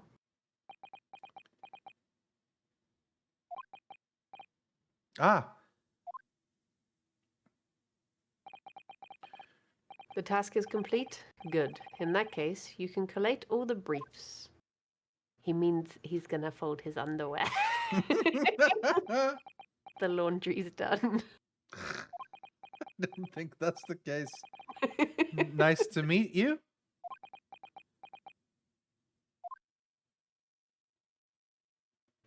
He has bats hanging upside down in his house. The amount of wine barrels he has in his office. He also has multiple swords hung up. Is this a coffee thing, do you reckon? I think so, yeah. Look at this table. It's got like sculptures of Paris wheel, the Crystal Tower, something else. Back to work again. Plans that say how to make explosion. Yeah. How to burn people in carriages. That was really strange, though. I never met the man before. I didn't even know he existed, and yet he's super familiar.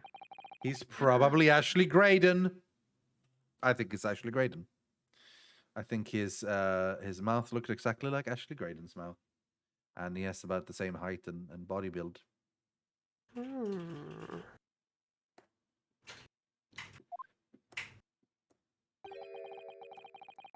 Don't bother trying to converse with him. He says nothing to anybody from outside this office.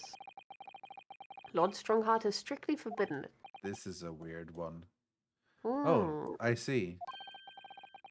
Why are you so interested in my apprentice anyway? Oh, no, I mean... Sorry, I didn't mean to... The way he stood there so casually, yet with that flawless posture. It reminds me of Ashley Graydon. It couldn't be.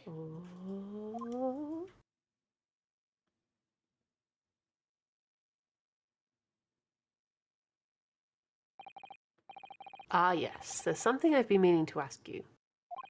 Do you want to have dinner sometime? What's that? No. Only after I put you behind bars, you racist murderer.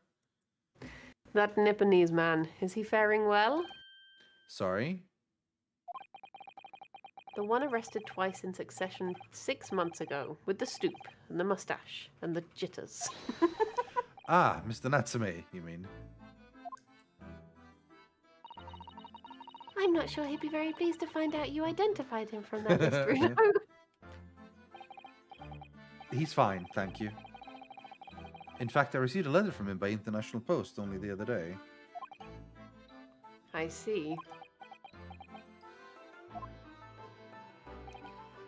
Well, I think we can end our discussion there, don't you? There's little time left before tomorrow's trial. I advise you to spend it investigating the case. Yes, thank you for the advice. And for the conversation.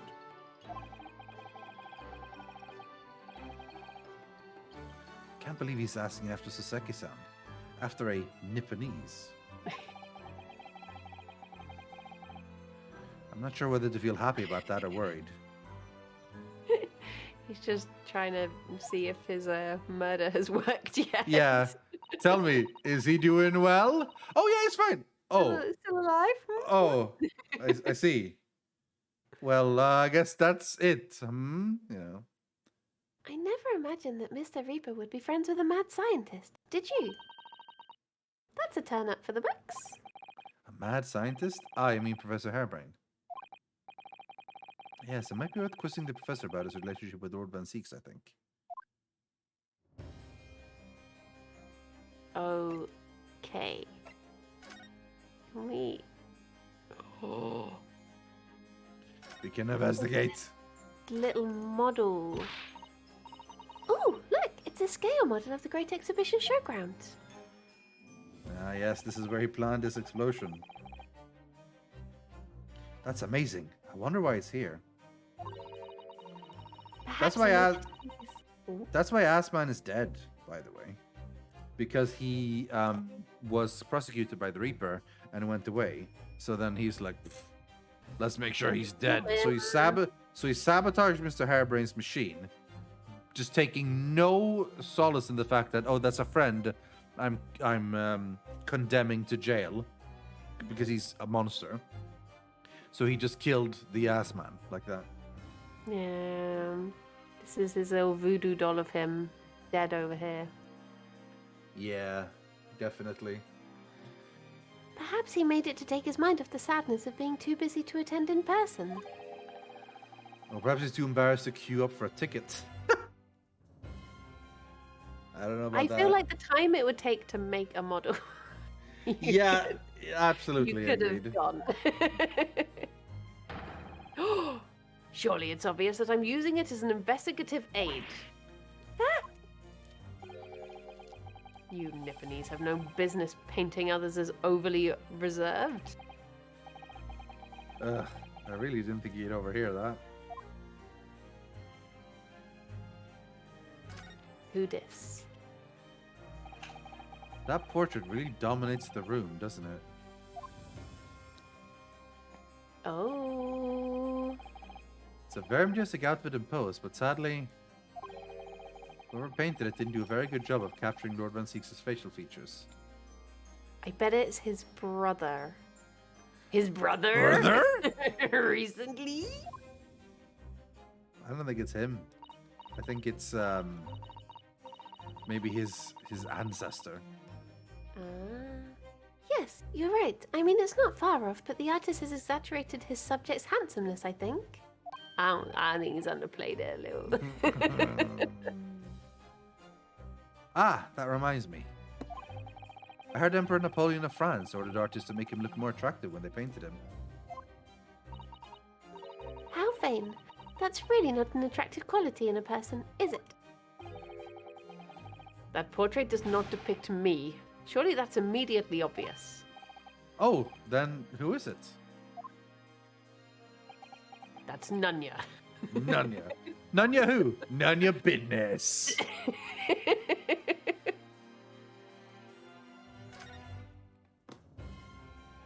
Guessing. Imagine if you said bye to someone and then they just stayed loudly talking about your house. That's it then. I'll see you around. Cool, cool. Anyway, look at this portrait. It's way handsomer than he is in real life. That's just something you do. Nice. Hello, Team Triple Jump. Thank you for the raid. Welcome, welcome. We're playing Ace Attorney. Appreciate the raid. Yeah, like, but to be honest, I feel like the fact that he has bats hanging by the thing is something worth mentioning, really. Yeah. So if someone said goodbye, bye, and I walk out and I see bats, I don't think I'm breaking a social faux pas by going, bro, bats? I think that's fair. Yeah. It really looks like a punishment to me. I've never seen someone sitting like that before. He hasn't moved a muscle since we arrived. Do you think perhaps he's dead? No, I don't think so. If he was dead, Bruno, he wouldn't be sitting up, would he? Well, what about rigor mortis? Rigor mortis? Yes. Made him sit up stiff. Well, anyway, dead or alive is not overly approachable, is he? I don't think he's going to talk to us. He's not dead. We don't know. He might be dead. Excuse me, sir. Are you dead? Oh, God, it was more than one bat, too. I mean, wow, they were bats. More evidence that he is indeed a vampire. Yes, the Reaper's familiars, I expect. What about the mute man in the dark cloak? I thought he was the familiar. No, he It's looked not the flying familiar, kind. Bruno. He must be a dear friend of Mr. Reaper, then. I think the familiar idea is more likely. Scary, though, either way. Okay. I guess we can stop snooping. Maybe. Maybe there's more stuff to snoop. There's Aha! wine. Look at that fine collection of hallowed chalices and bottles neatly lined up there. Ready That's for why a he needs so many. My hallowed bottles are filled with the essence of the finest grapes from the finest vineyards I visit. And why do you throw them away so much? And I personally oversee these chalices being made up with the finest crystal craftsmen in the world. They're made out of crystal? And yet you throw them around. Thank you, Iris. Yes. Because this imbecile is so unimaginably and repeatedly wide of the mark sometimes. I've beaten you 6 times straight. Every time I kick your vampire racist ass all over the court, despite your sad attempts at stopping me. I'll get you eventually too, you murderous, racist, vampire, son of a bitch. Yeah, that's basically it. Before you open your mouth next time, you should consider the poor artisans whose work you defile. You're the one who's throwing them around. So it's my fault. Silly me, how could I ever have thought otherwise?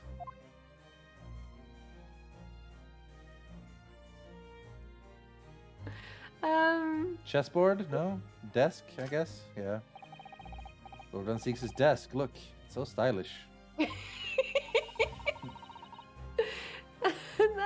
Please leave my house.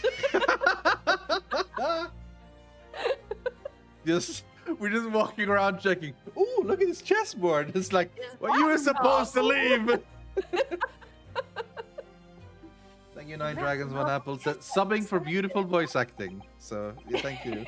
We're doing a good job here, I think. Chess. That's the Western version of our Japanese shogi game, isn't it? You know, I'm actually quite good at shogi problems. Oh, really? You'd probably like chess problems in that case. I'd love to challenge Lord Van Seek sometime to a bout of shogi problems. If you only really want to challenge yourself, you can always do that on your own. You can always do on your own at home. Words. Got there eventually. Yeah. Okay, I think that's everything. it. But I've enjoyed. We desperately want to investigate more. I like it. Yeah. I do want to know what this is. Yeah. Oh. Wine bottles, yeah. Look at those ancient casks lining the wall there. Casks in the Reaper's chamber? Or are they caskets? You don't think there's people in there? All those people who escaped conviction in court and lying inside them? Dead, do you? What ridiculous notions are going through your head, man? This is my collection of fine vintages. Oh, yes, of course. Thank you for clearing that up. Bruno and I were just musing to ourselves. Don't mind us, Mr. Reaper. I wouldn't. If you hadn't invited yourselves to my office to talk nonsense within my earshot. And then stayed around and investigated every single bit of it. Yeah. Okay, I think we're actually done now. Bye-bye, Reaper. Bye, Reaper. Mwah, mwah, mwah, mwah, mwah. Now we can go talk to this and present the Reaper the connection, right? Or maybe converse is a new option immediately. Yes. Varsity Blondes. Yes. I understand Lord Van Seeks is a friend of yours from your university days. Yes, that's right. He was studying law whilst I was studying science and the blade. Well, surely he was studying the blade. They both studied the blade. I see, they're both blade studiers. What was he like back then? A good question. Unassuming, gentlemanly, an all-round nice fellow, really. Sorry, I think you misheard me.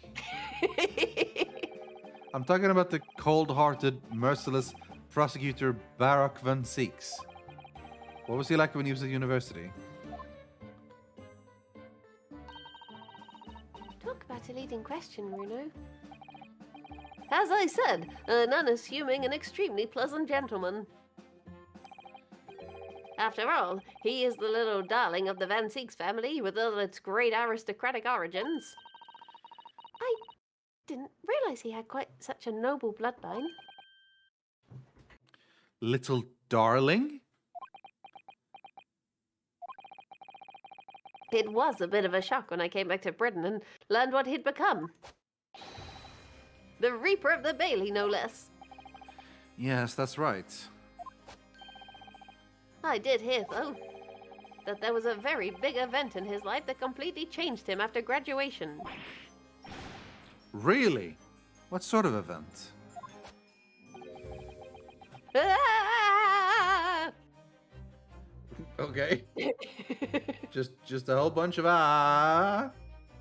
You won't let me click it. Sorry, now you can't. I had to turn down my light. Oh. I'm sorry, but I don't know anymore. I wasn't in the country at the time. I was in Germany already. Oh, Yes, of course. If he's heard all about the Reaper, I really don't have the heart to tell him that Lord Van Seeks will be the prosecutor in court tomorrow. But I guess, I mean, he's going to find out eventually, so... So, Professor, let me just make absolutely sure I've understood you properly. The huge explosion that occurred yesterday, that was an accident, you're saying? You had no intent to harm the victim, who is in fact the sole investor in your work, is that correct? As correct as 2 squared is 4. I swear it. Yes, it's true that the man perished in a machine of my invention. So I know that I'm far from blameless in all this, but still, I would never use my discoveries, my inventions, to take a person's life, not in a centillion years. I'm a man of science. It's all I know. You have to believe me. Please. Do you believe me? Do you believe in my hypothesis? Science is the pursuit of truth, you know. I've always believed that, all my life. I'm afraid I don't know much about science, or your theories. Don't know much about his Science. Don't know much about your theories. But I do believe you and I will fight to prove you're in a sense with all my might. Okay, didn't quite work towards the end, but yeah. I'm a man of the law. It's all I know. You have to believe me, please.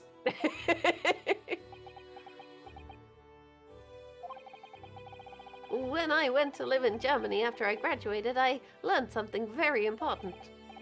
Nationality, class, lineage, none of that matters. As long as you try your hardest, you can achieve anything.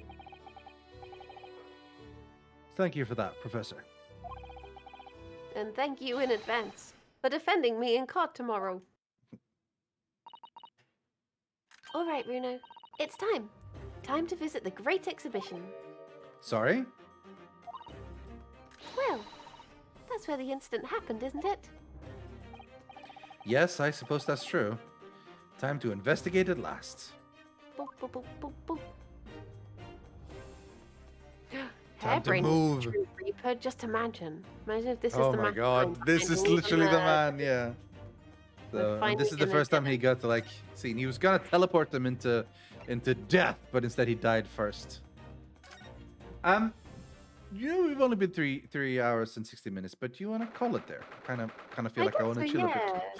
Yeah, we haven't quite finished, but that means like we can go tomorrow, next week, finish the investigation, and then do like probably the first trial bit, because they usually split the trial in two, so that should probably go pretty good.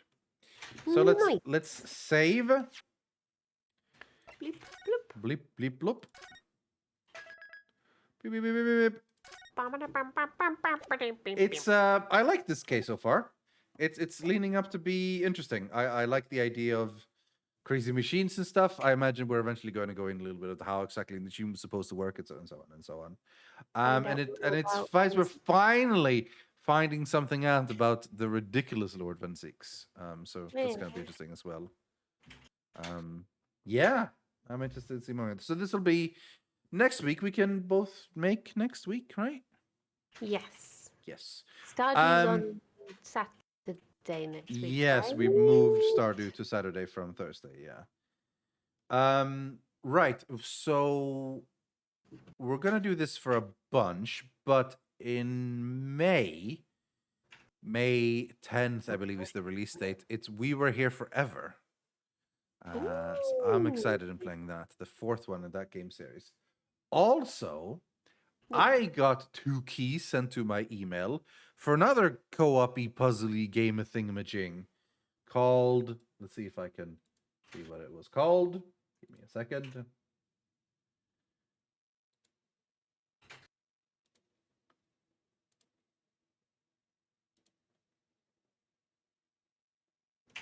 More than a second, I guess.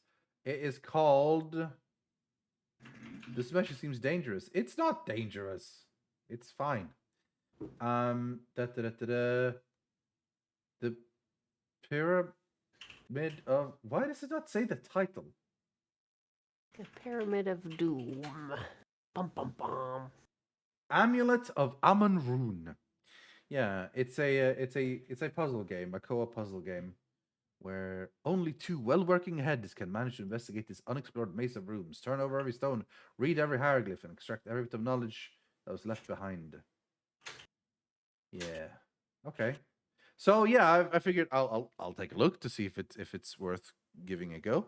But that could be fun to play at some point, since we got keys for it anyway. Nice. But we are doing this. We're probably not taking a huge break, but probably maybe after this case, we'll play Maybe We Were Here Forever. And then we'll see from there, maybe. We'll figure something out. But that's probably the initial plan. So that was... No! Spoilers! The spoilers! Ah! We have to hide. So we don't see him saying ugh. That's spoilers. Now we know he's gonna say ugh next time. Ugh. Egg.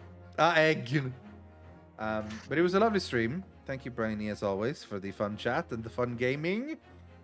And I hope everyone is excited about next stream when we go inside the Crystal Tower. Not the Final Fantasy one, but the Great Exhibition of the year 1900 instead, or something. 1900, 1899, something like that is the time it is. It's literally around the turn of the century. Yeah. Yeah. That's it. That's all I have to say. I've run out of things to say. We should do a podcast. Yeah. So then we can actually now you've run get out our of things to say. Yeah. Now it's the perfect time. We should do a podcast because then we can actually get some gameplay in on these streams, Yeah. And then the podcast will be elsewhere. Well, we've been talking about it, so maybe we should.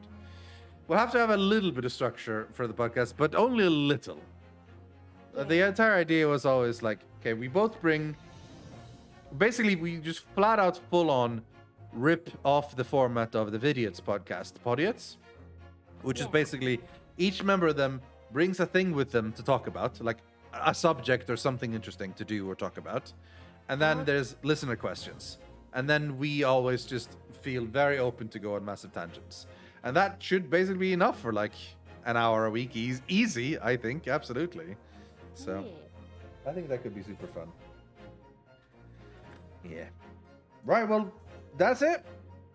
The floor is yours, Briony. What do you want to say?